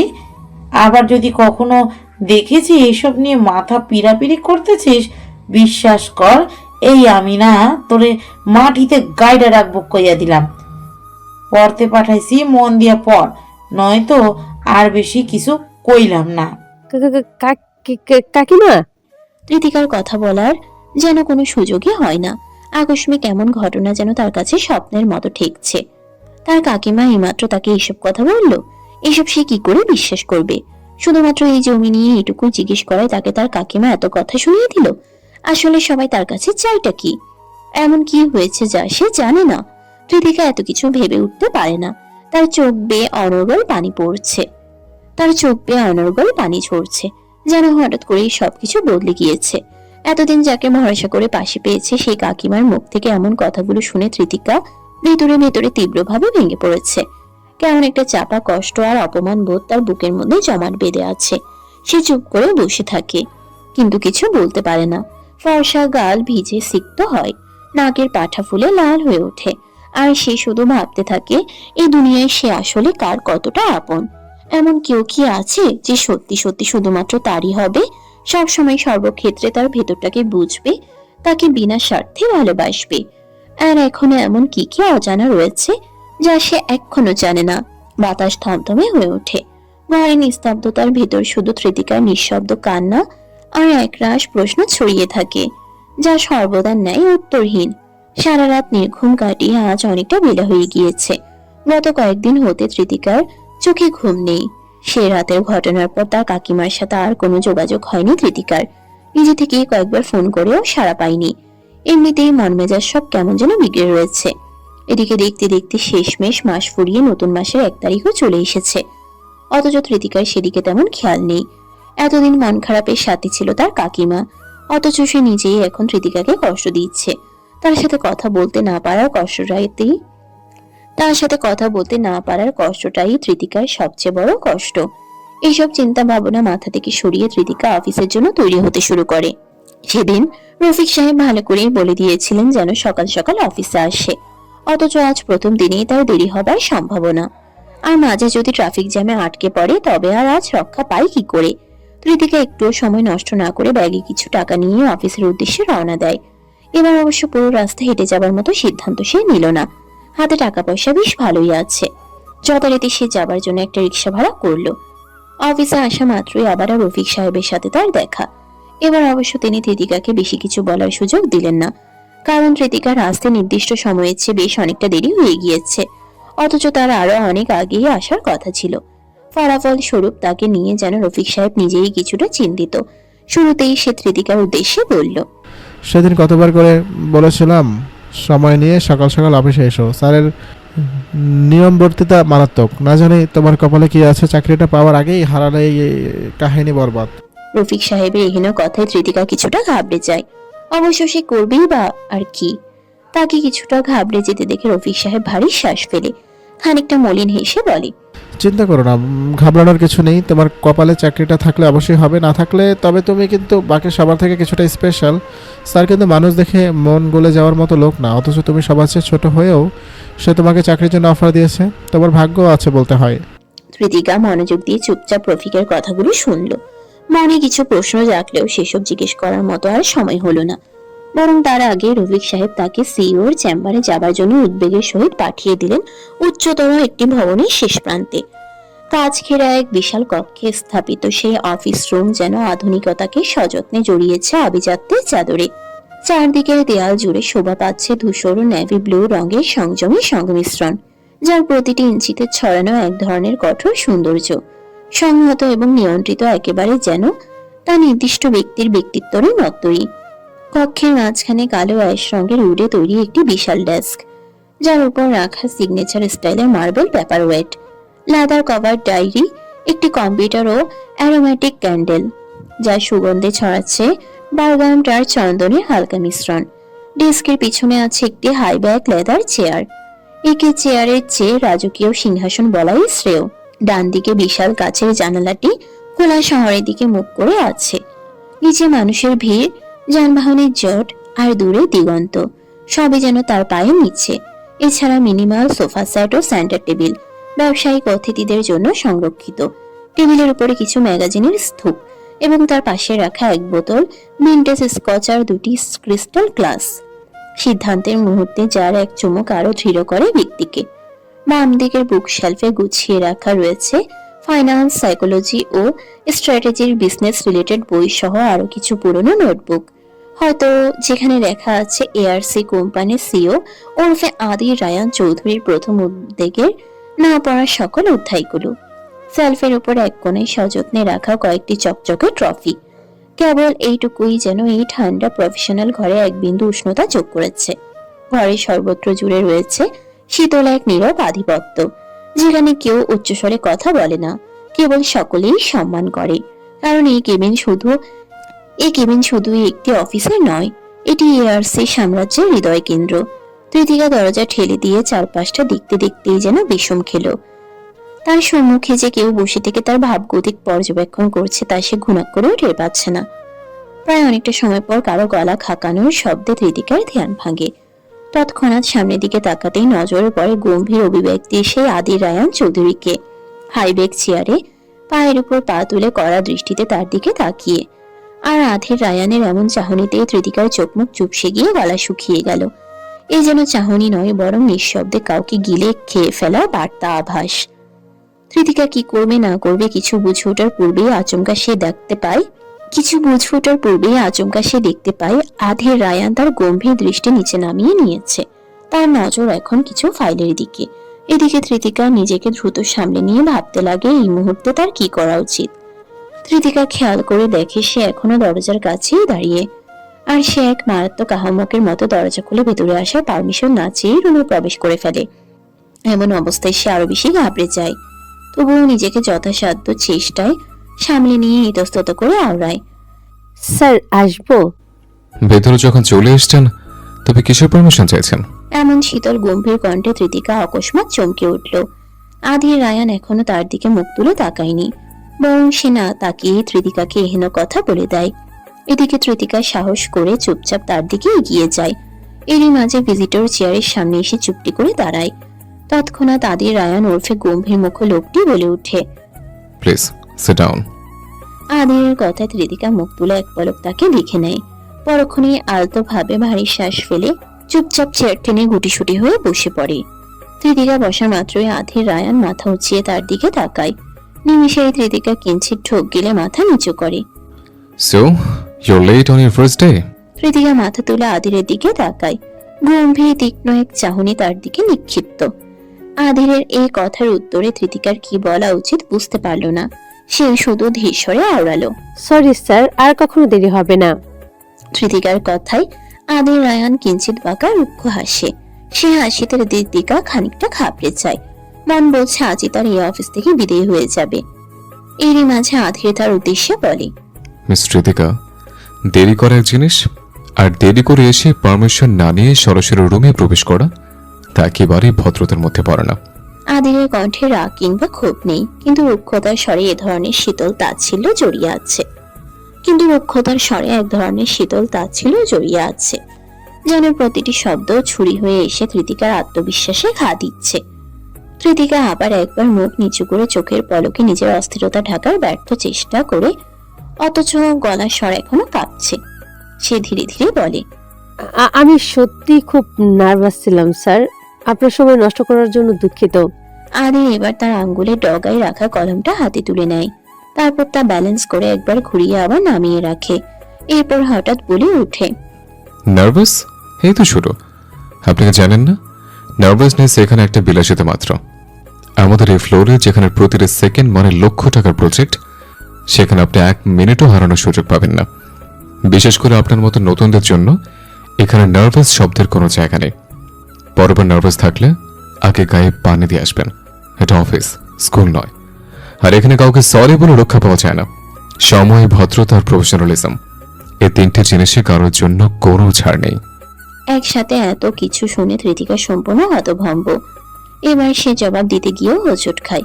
কিন্তু পরক্ষণেই নিজেকে গুছিয়ে নিয়ে বলে, আমি বুঝতে পারছি স্যার, আমি প্রতিশ্রুতি দিচ্ছি আমি আমার সর্বোচ্চটা দেব। আধির একবার এক দৃষ্টে তার দিকে তাকিয়ে থাকে। চোখ জোড়া যেন এক্সরের ন্যায় চোখ দিয়ে মানুষকে ভেদ করে তার মেরুদণ্ড অবধি পড়ে ফেলতে পারে। আদি রায়ান এক দৃষ্টিতে কৃতিকার দিকে কিছুক্ষণ তাকিয়ে থাকার পর হঠাৎ করেই চেয়ার থেকে হেলান দিয়ে একটু পিছনে যায় এবং আবারও গম্ভীর্যের সহিত বলে ওঠে, গুড। আমি অতিরিক্ত কথা পছন্দ করি না মিস কৃতিকা। কাজ দেখলে বুঝতে পারবো আপনি এখানে থাকার উপযুক্ত কিনা। এই বলে আধির খানিকটা সময়ের জন্য থেমে যায় এবং পরক্ষণেই এক মুহূর্ত থেমে আবার বলে ওঠে, প্রেজেন্টেশন রুমে যান। 20 মিনিটের মধ্যে প্রথম ক্লায়েন্টের ব্রিফিং শুরু হবে। আপনি ওখানে থাকবেন, শুনবেন এবং নোট নেবেন। দেখা যাক আপনি কতটা শিখতে আগ্রহী। কৃতিকা সোজা হয়ে বসে পড়ে। তার চোখে তখন ভয় আর কৌতূহলের মিশ্র প্রতিচ্ছবি। Yes sir. সে এটুকু বলে থমকায় এবং ধীরে ধীরে চেয়ার থেকে উঠে দাঁড়ায়। আধির রায়ান আর কিছু না বলে ফাইলের দিকে চোখ ফেরায়, যেন কৃতিকা এখন কেবল এক টুকরো বাতাস যা রুমে এসেছিল এবং চলে যাবে। তবে এরই মাঝে হঠাৎ আধির পেছন হতে কৃতিকার উদ্দেশ্যে বলে, মিস কৃতিকা। কৃতিকা বের হতেই নিয়েছিল, তবে আচমকা আধিরের কথা শোনা মাত্রই সে উল্টো ঘুরে পেছন ফিরে তাকায়। তখনই দেখতে পায় আধির পাশের উপর পা তুলে ফাইলের উপর থেকে নজর সরিয়ে তার দিকে তাকিয়েছে। কৃতিকা কিছুটা ইতস্তত সরেই বলতে চায়, স্যার আরো কিছু কি বলবেন? কৃতিকার কথা পুরোপুরি শেষ হয় না, বরং তার পূর্বেই আধির রায়ান তার গম্ভীর কণ্ঠে কৃতিকার দিকে তীক্ষ্ণতার সহিত প্রশ্ন ছুড়ে বলে, আপনার হোম টাউন কোথায়? আচমকা এহেন কথা শুনে কৃতিকা অকস্মাৎ ভড়কে যায়। যেন এমন পরিস্থিতিতে এহেন প্রশ্ন একদমই বেমানান। সে নিজেকে তটস্থ করতে আধির রায়ানের উদ্দেশ্যে বলে, জি স্যার। আপনার হোম টাউন কোথায়? আবার সে একই স্বরে তীক্ষ্ণ গম্ভীর প্রশ্ন। কৃতিকা আড়ালে খানিকটা ভারী শ্বাস ফেলে বলে, নারায়ণগঞ্জ। কৃতিকার কথায় আধিরের কপালে কিঞ্চিত ভাঁজ পড়ে। সে তৎক্ষণাৎ খানিকটা সন্দিহান স্বরে আওড়ায়, নারায়ণগঞ্জ? জি স্যার। আধির কপাল কুঁচকে এক দৃষ্টিতে কৃতিকার দিকে তাকিয়ে থাকে, যেন কিছু একটা তার মন মতো হয়নি। এখানে যেন বিশেষ এক কিন্তু রয়ে গিয়েছে। কৃতিকার সিবিতেও সে নারায়ণগঞ্জের ঠিকানাই দেখেছিল, কিন্তু এটা যেন তার চিন্তা ভাবনার সাথে সামঞ্জস্যভাবে ঠিকঠাক খাচ্ছে না। ওদিকে কৃতিকা যেন কিছুই বুঝতে পারছে না এখানে আদতে হচ্ছেটা কি। হঠাৎ এত বড় অফিসের সিইও তার হোম টাউন নিয়ে পড়ে আছে, বিষয়টা কেমন যেন অদ্ভুত। তবুও সে নিজেকে যথাসাধ্য স্বাভাবিক রাখলো।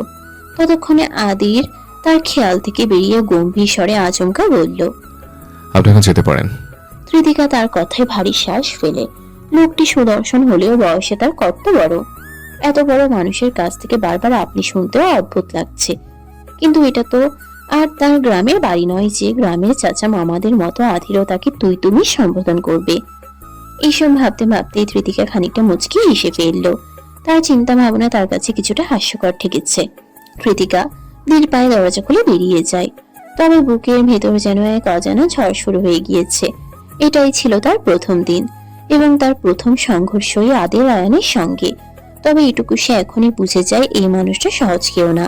ফলে সে এই মস্ত বড় অফিসের গম্ভীর মুখ সিইও ওরফে আদির রায়ান চৌধুরীর একটা বিশেষ নামও দিয়ে ফেলে।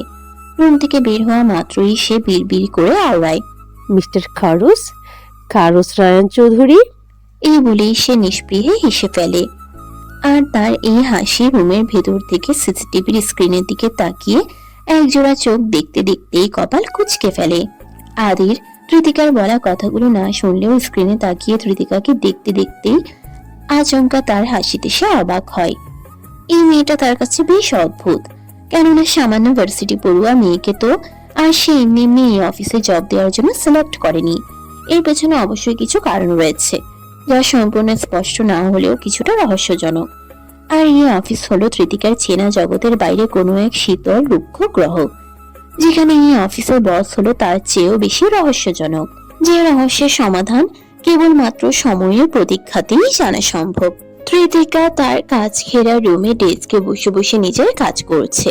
সে মূলত পার্ট টাইম জব করতেই এসেছে, কেননা সকালে ভার্সিটি আর দুপুরের পর থেকে অফিসে কাজ না করলে ঢাকায় এসে পড়াশোনা করার স্বপ্ন পুরোটাই বৃথা যাবে। তবে আজ হয়তো পুরো দিনটাই তার অফিসেই কেটে যাবে। প্রথম দিনেই যে এতগুলো কাজ এসে কপালে জুটবে তা সে হয়তো কল্পনাতেও ভাবেনি। কৃতিকার তার কাজে বেশ মনোযোগী। অফিসের সিইও AR চৌধুরীর কেবিনের প্রায় পাশেই তাকে তার নির্দিষ্ট ডেস্ক দেওয়া হয়েছে, যা সিইও তথা আদির রায়ান চৌধুরীর কাজ খেলা রুম থেকে একদমই দৃশ্যমান। যদিও আধিরের রুমের গ্লাসগুলো রিফ্লেক্টিভ হওয়ায় শুধু আধিরই বাহিরে সবকিছু দেখতে পারে, কিন্তু বাহিরের কারো পক্ষেই তার রুমের ভেতরে কার্যক্রম বা কোনো কিছুই দেখা সম্ভব না। কৃতিকার পাশে তার সহকর্মী হিসেবে আরো একটি নতুন মেয়ে রয়েছে। মেয়েটির নাম সারা। যদিও সে কৃতিকার চেয়ে বয়সে কিছুটা বড়, কিন্তু মেয়েটির হাবভাব খানিক অদ্ভুত। প্রথম পরিচয় আলাপে সে তার বিশেষ কোনো কিছুই আন্দাজ করতে পারেনি। মেয়েটি কখনো গম্ভীর খিটখিটে মেজাজের, আমার মনে হয় হয়তো স্বাভাবিকই। দুজনে পাশাপাশি বসে ভালোই নিজেদের কাজে মনোযোগী হয়েছে। তবে মাঝে মধ্যে কাজের ফাঁকে ফাঁকে সে এই সারা নামক মেয়েটিকে আর চোখে দেখছে। যদিও টুকটাক কথা বলার ইচ্ছে তার রয়েছে, কিন্তু মেয়েটি অত্যাধিক পরিমাণে গম্ভীর হওয়ায় সে আর এই সাহস পাচ্ছে না। এরই মাঝে আচমকা জারার ফোনের একটা কল আসে। ফোনটা চেক করতেই তার কপাল কুঁচকে যায়। খানিকটা বিরক্তি নিয়ে সে কলটা রিসিভ করে। পরক্ষণে ফোনের অপর প্রান্ত হতে ব্যক্তির বলা কিছু কথা চুপ করে শোনার পর খানিকটা রুক্ষ স্বরে সে বলতে শুরু করে, আপনাদের সমস্যাটা কি? আমি কতবার বললাম আমার নতুন জব হয়েছে, এই মুহূর্তে আমি টিউশনিতে কন্টিনিউ করতে পারবো না, আর আমিও চাইছিও না। ঠিক আছে, আমি তেমন কাউকে পেলে অবশ্যই ব্যস্ততা ব্যবস্থা করব। এটুকু বলেই যারা তার ফোনটা রেখে দেয়। খানিকটা বিরক্তির শ্বাস ফেলে রুক্ষ স্বরে আওড়ায়, যত সব, এতবার করে বলছি আমি টিউশনি করাতে পারবো না, আর এনারা মানছেই না। খালি বাচ্চার পরীক্ষার সামনে, বাচ্চার পরীক্ষার সামনে। আরে বাচ্চার পরীক্ষার সামনে, তাতে আমি কি করব? আশ্চর্য লোকজন। জানার কথাবার্তাগুলো কৃতিকার কাছে বেশ অদ্ভুত লাগলো। সে কিছুটা সংকোচের সহিত জানার উদ্দেশ্যে বলল, কিছু মনে না করলে একটা কথা জিজ্ঞেস করি। কৃতিকার কথায় যারা তার দিকে ফিরে তাকায়। খানিকটা বিরক্তি ও সন্দেহান স্বরেই বলে ওঠে, বলো। একটু আগে তুমি যে ফোন করে কথা বলছিলে, মানে বলতে চাচ্ছিলাম, তুমি কি তোমার কোনো টিউশনি ছেড়ে দিয়েছো? কৃতিকার সংকোচমূলক কথার স্বরে যারা কিছুটা ভারী শ্বাস ফেলে বলে, কিন্তু এরা আমার পিছুই ছাড়ছে না। এমনিতেই একটা গাধা বাচ্চাকে পড়াতে হয়, ঠিকমতো পড়াশোনা করে না, আবার সামনের মাসে তার পরীক্ষা। এখন আমি টিউশনি ছেড়ে দিয়েছি বলে তাদের কত কাহিনী। এই মুহূর্তে আমার টিউশনি ছেড়ে দেওয়া নাকি ঠিক হচ্ছে না? আচ্ছা তুমিই বলো, আমার টিউশনি আমি যখন ইচ্ছে তখন ছাড়বো, তাতে ওনাদের কি? আর বাচ্চার কবে কিসের পরীক্ষা, পাশ করবে নাকি ফেল করবে, তা কি টিউশনি ছাড়ার পরও আমার দেখার বিষয়? মোটেও না। আবার বলছে আমাকেই নাকি নতুন টিউটর খুঁজে দিতে হবে। চত্ব সব ফাউল লোকজন। প্রচন্ড বিরক্তির সহিত এই কথাগুলো বলে সারা ভারী শ্বাস ফেলে নিজের কাজে মনোযোগী হয়। এমনিতেই সে নামি দামি এক প্রাইভেট বিশ্ববিদ্যালয়ের শিক্ষার্থী। যথারীতি এসব টুকটাক টিউশনি পড়াতে নিয়েছিল শখের বশে। এখন এত বড় অফিসে জব হওয়ায় টিউশনির মতো ব্যাপারগুলো তার কাছে বড়ই তুচ্ছ হয়ে গিয়েছে। এদিকে তৃতিকাও মেয়েটির এমন কথাবার্তা শুনে কিছুটা অবাক হয়। অবশ্য তার বেশি কিছুও বলার সুযোগ নেই। এই শহরে কত বিচিত্র মন মানসিকতার মানুষজন রয়েছে, এই শহরে কত বিচিত্র মন মানসিকতার মানুষজন যে রয়েছে, এই শহরে কত বিচিত্র মন মানসিকতার মানুষজন যে রয়েছে তা তৃতিকা পুরোপুরি জানতে না পারলে এই কয়েকদিনে কিছুটা হলেও আন্দাজ করতে পেরেছে। তবে সে এইসব বিষয় রেখে যারার একটি কথাকে বিশেষ প্রাধান্য দিয়ে সরাসরি তার উদ্দেশ্যে বলল, তুমি যদি কিছু মনে না করো, তাহলে আমি কি ওই টিউশনটা ব্যাপারে আরো কিছু জানতে আগ্রহী। যেহেতু তুমি বললে তাদের নতুন টিউটর লাগবে। কৃতিকার কথার স্বরেই যারা খানিকটা সন্দিহান ও আনন্দের উদ্বেগে বলে ওঠে, তুমি পড়াবে নাকি? যদি বলো তাহলে আমি তোমাকে তাদের নাম্বার আর ঠিকানাটাও দিয়ে দিতে পারি। তুমি পড়ালে হয়তো আমার মাথা থেকে আপদটা বিদায় হবে। জারার কথা শুনে তৃতিকা অপ্রস্তুত ভঙ্গিতে আলতো হাসে। পরক্ষণে জারার কাছ থেকে টিউশনের ঠিকানা ও ফোন নাম্বারটা জেনে নিয়ে কিছুটা খুশি মনে ভারী শ্বাস ফেলে। শুক্রবার ব্যতীত প্রতিদিন অফিস শেষে সন্ধ্যা বিকেলের দিকে একটা ক্লাস 3 পড়ুয়া বাচ্চাকে পড়াতে হবে এবং বিনিময়ে এই টিউশনির জন্য পাবে ৬,০০০ টাকা। হয়তো তার জন্য কিছুটা প্রেশার হয়ে যাবে, কিন্তু মাস শেষে অফিসের ১৪,০০০ আর এই একটা টিউশনির জন্য ৬,০০০, সব মিলিয়ে ২০,০০০। এটা তার জন্য অনেক বড় কিছু। কৃতিকার ধ্যানে মগ্ন হয়ে ভাবনা চিন্তার মাঝেই একজোড়া চোখ তীক্ষ্ণ দৃষ্টিতে তার দিকে তাকায়। অফিসের বস তথা আদি রায়ান তার কাজ ঘেরা বিশাল রুম হতে তির্যক চাহনিতে তার দিকে তাকিয়ে তাকে পর্যবেক্ষণ করছে। কিছু তো একটা অদ্ভুত বিষয় রয়েছে এই মেয়েটার মাঝে, কিন্তু সে ঠিক হিসেবটা মেলাতে পারছে না। না, কিছু একটা তাকে করতে হবে, আর সেটা খুব শীঘ্রই। এই ভেবে আধের দীর্ঘশ্বাস ফেলে। তৃতিকার দিক থেকে নজর সরিয়ে নেয়, অথচ রিফ্লেক্টিভ গ্লাস হওয়ায় তৃতিকা কিংবা অন্য কেউই আধের কোনো কার্যক্রমই দেখতে পায় না। আজ সারাটা দিন অফিসে খাটাখাটুনির পর অবশেষে বিকেলে শেষ প্রান্তে তৃতিকা অফিস থেকে মুক্তি পায় এবং আগামীর জন্য কোনো প্রকার দেরি না করে সোজাসুজি জালার দেওয়া ঠিকানার উদ্দেশ্যে রওনা দেয়। কেননা অফিস শেষ হতেই সে তার কাঙ্ক্ষিত টিউশনির জন্য নির্দিষ্ট নাম্বারে কল করে, তার বিষয়টা জানায় এবং গার্ডিয়ানও অত্যন্ত বিনয়ী ও আনন্দের সহিত তাকে তাদের বাড়ির ঠিকানায় যেতে বলে। তাই তৃতিকা কোনো দেরি না করেই সেই ঠিকানায় গিয়ে পৌঁছায়।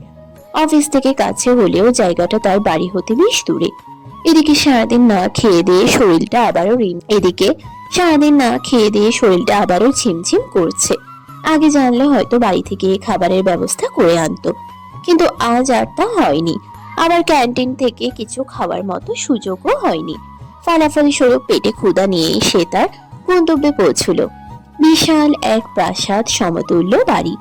বাড়ির চারপাশে বিশাল ইট পাথরের দেওয়াল, সম্মুখে সোনালী রাঙা বিশাল এক গেট। তার সামনে কয়েকজন নীল রঙের পোশাক পরিধানরত গার্ড দাঁড়িয়ে। আর এমন একটা বাড়িতেই নাকি তার টিউশনি করাতে হবে। কৃতিকা বাড়ির সামনে দাঁড়িয়ে কিছুটা দ্বিধাদ্বন্দ্বে পড়ে গেল। এটাই কি তার কাঙ্ক্ষিত ঠিকানা, নাকি আসতে কোনো ভুল হয়েছে? সে গেটের দিকে এগিয়ে যেতেই দেখে গেটের একপাশে কালো রঙের নেম প্লেটে সোনালী কালিতে বড় করে লেখা চৌধুরী ম্যানশন। এদিকে কোনো এক অপরিচিতকে বাড়ির সামনে ঘুরঘুর করতে দেখে গার্ডরা তাকে সন্দেহের বশত তার পরিচয় জিজ্ঞেস করলে কৃতিকা সরল মনে নিজের পরিচয় দেয় এবং গার্ডদের পারমিশন নিয়েই বাড়ির ভিতরে প্রবেশ করে। বাড়ির সদর দরজায় আসতেই এক বৃদ্ধ নারীকে দেখে তৃতিকা খানিকটা থমকা। বৃদ্ধার বেশভূষায় স্পষ্ট আভিজাত্যের ছাপ, হাত গলা ভর্তি সোনার গহনা, হাতে দুটো মোটা বালা, গলায় মোটা একটা চেন। দেখেই মনে হচ্ছে তিনি এই বাড়ির এক গুরুত্বপূর্ণ সদস্য। ওদিকে সাদা পোশাকে মোড়ানো মধ্যবয়স্কা বৃদ্ধা নারীটি তাকে দেখে এগিয়ে এলো এবং এসেই জিজ্ঞাসার স্বরে বলল, এই মেয়ে, কে তুমি? তোমাকে ভেতরে আসতে দিয়েছে, অথচ আমি তো তোমায় চিনতে পারছি না। নারীটির কথাগুলো যথেষ্ট নমনীয়, তবে কণ্ঠে জানার তীব্র আগ্রহ। কৃতিকা কিছুটা ঘাবড়ে গেলেও নিজেকে যথাসাধ্য স্বাভাবিক রেখে বলে ওঠে, আসসালামু আলাইকুম। টিউটরের জন্য আমাকে এই ঠিকানায় আসতে বলা হয়েছিল, সেজন্য। কৃতিকার কথা শেষ হতে না হতেই বৃদ্ধা নারী বিস্তৃত হেসে বলে উঠল, ওয়ালাইকুম আসসালাম। ওয়ালাইকুম আসসালাম। মাস্টারি পড়াবে? তাহলে ওখানে দাঁড়িয়ে কেন? ভেতরে এসো দ্রুত। হঠাৎ তার চোখে মুখে এত উচ্ছ্বাস দেখে তৃতিকা কিছুটা অবাক হলো। বিষয়টা কেমন যেন তার বোধগম্য নয়। এরই মধ্যে নারীটি কাউকে জোর স্বরে ডাকতে লাগলো, ঈশানী, ও ঈশা, এদিকে আয় তো। ইয়াস আব্বার জন্য নতুন মাস্টার ডেকেছিস? এই দেখ, নতুন ম্যাডাম আসছে। বৃদ্ধা নারীটির কথা শুনে একটি অল্প মধ্যবয়স্ক নারী সিঁড়ি বেয়ে নিচে নেমে এলো। পরনে সাধারণের মাঝেও আভিজাত্যে ঘেরা বেগুনি রঙের শাড়ি, ফর্সা গোলগাল চেহারা, চুলগুলো খোপা করা, সব মিলিয়ে নান্দনিক এক সাজসজ্জা। সে অল্প বয়সী নারীটি কৃতিকাকে দেখে হাস্যোজ্জ্বল অভিব্যক্তিতে সামনে এসে দাঁড়িয়ে বলে, তুমি সে ফোন করেছিলে যে? কৃতিকা খানিকটা ইতস্তত স্বরেই বলে, জি, আমি তৃতিকা। বাহ, বেশ মিষ্টি নাম।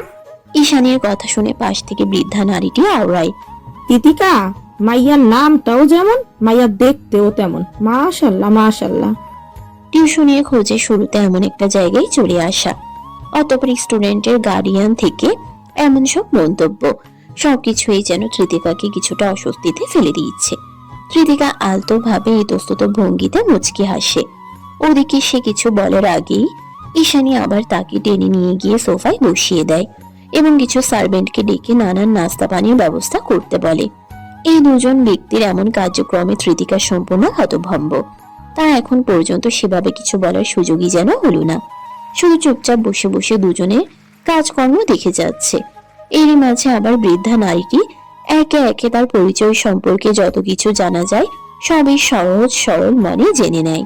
কখনো তার গ্রাম পরিচয়, কিংবা কখনো তার বাবা মা সম্পর্কে। আবার বাবা মায়ের সম্পর্কে জানতে গিয়ে বৃদ্ধা নারীটির মনও খারাপ হয়। তবে কৃতিকাও তেমন সংকোচ বোধ করে না। দুজনকেই তার বেশ মিশুক মনে হয়েছে। যতটুকু বলা ঠিকঠাক মনে হয়েছে সে ততটুকু তাদের সাথে শেয়ার করে। তবে কৃতিকা খেয়াল করে দেখলো এত বিশাল বাড়িটিতে এই দুইজন ব্যক্তি ব্যতীত আর কেউই নেই। অর্থাৎ এই মুহূর্তে আর কাউকে তার নজরে এলো না। যা রয়েছে তা হলো কয়েকজন সার্ভেন্ট। কৃতিকা এই বিষয়ে আর বেশি ভাবার প্রয়োজন বোধ করে না।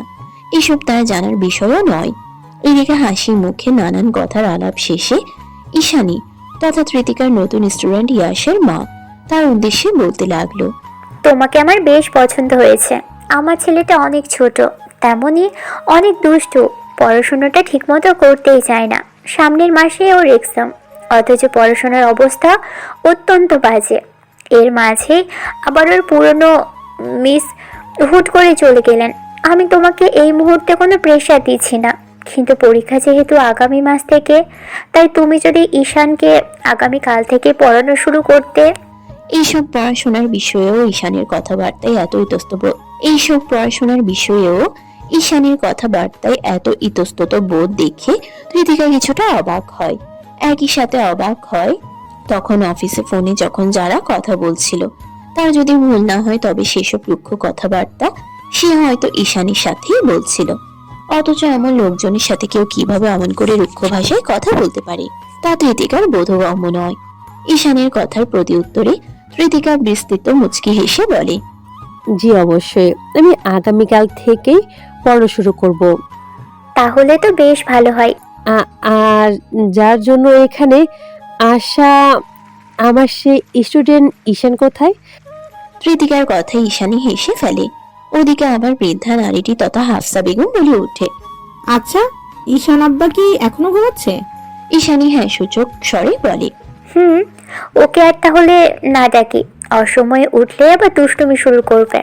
কৃতিকাও বিস্তৃত হেসে বলে, আচ্ছা ঠিক আছে, কালে না হয় ওর সাথে পরিচয় আলাপ করে নেব। টুকটাক আরো কিছু কথাবার্তার পর তাদের কথোপকথন শেষ হয়। এদিকে প্রায় সন্ধ্যা নেমে আসছে। কৃতিকাও খুব বেশি দেরি করতে চাইল না। এখানে জোরপূর্বক হালকা নাস্তা করলেও বেচারির অনেক বেশি খিদে পেয়েছে। চোখ মুখ চুপসে গেলেও তার হাস্যোজ্জ্বল হাসিতে তার বোঝার উপায় রাখছে না সে। অবশেষে ছোট করে বিদায় আদায়ের পর কৃতিকা চৌধুরী বাড়ি ছাড়তে সদর দরজার দিকে অগ্রসর হয়। তবে এরই মাঝে আবার আচমকা পেছন থেকে ঈশানীর ফোনে কথোপকথন শুনতে পেয়ে তার পা জোড়া কিঞ্চিত সময়ের জন্য থেমে যায়।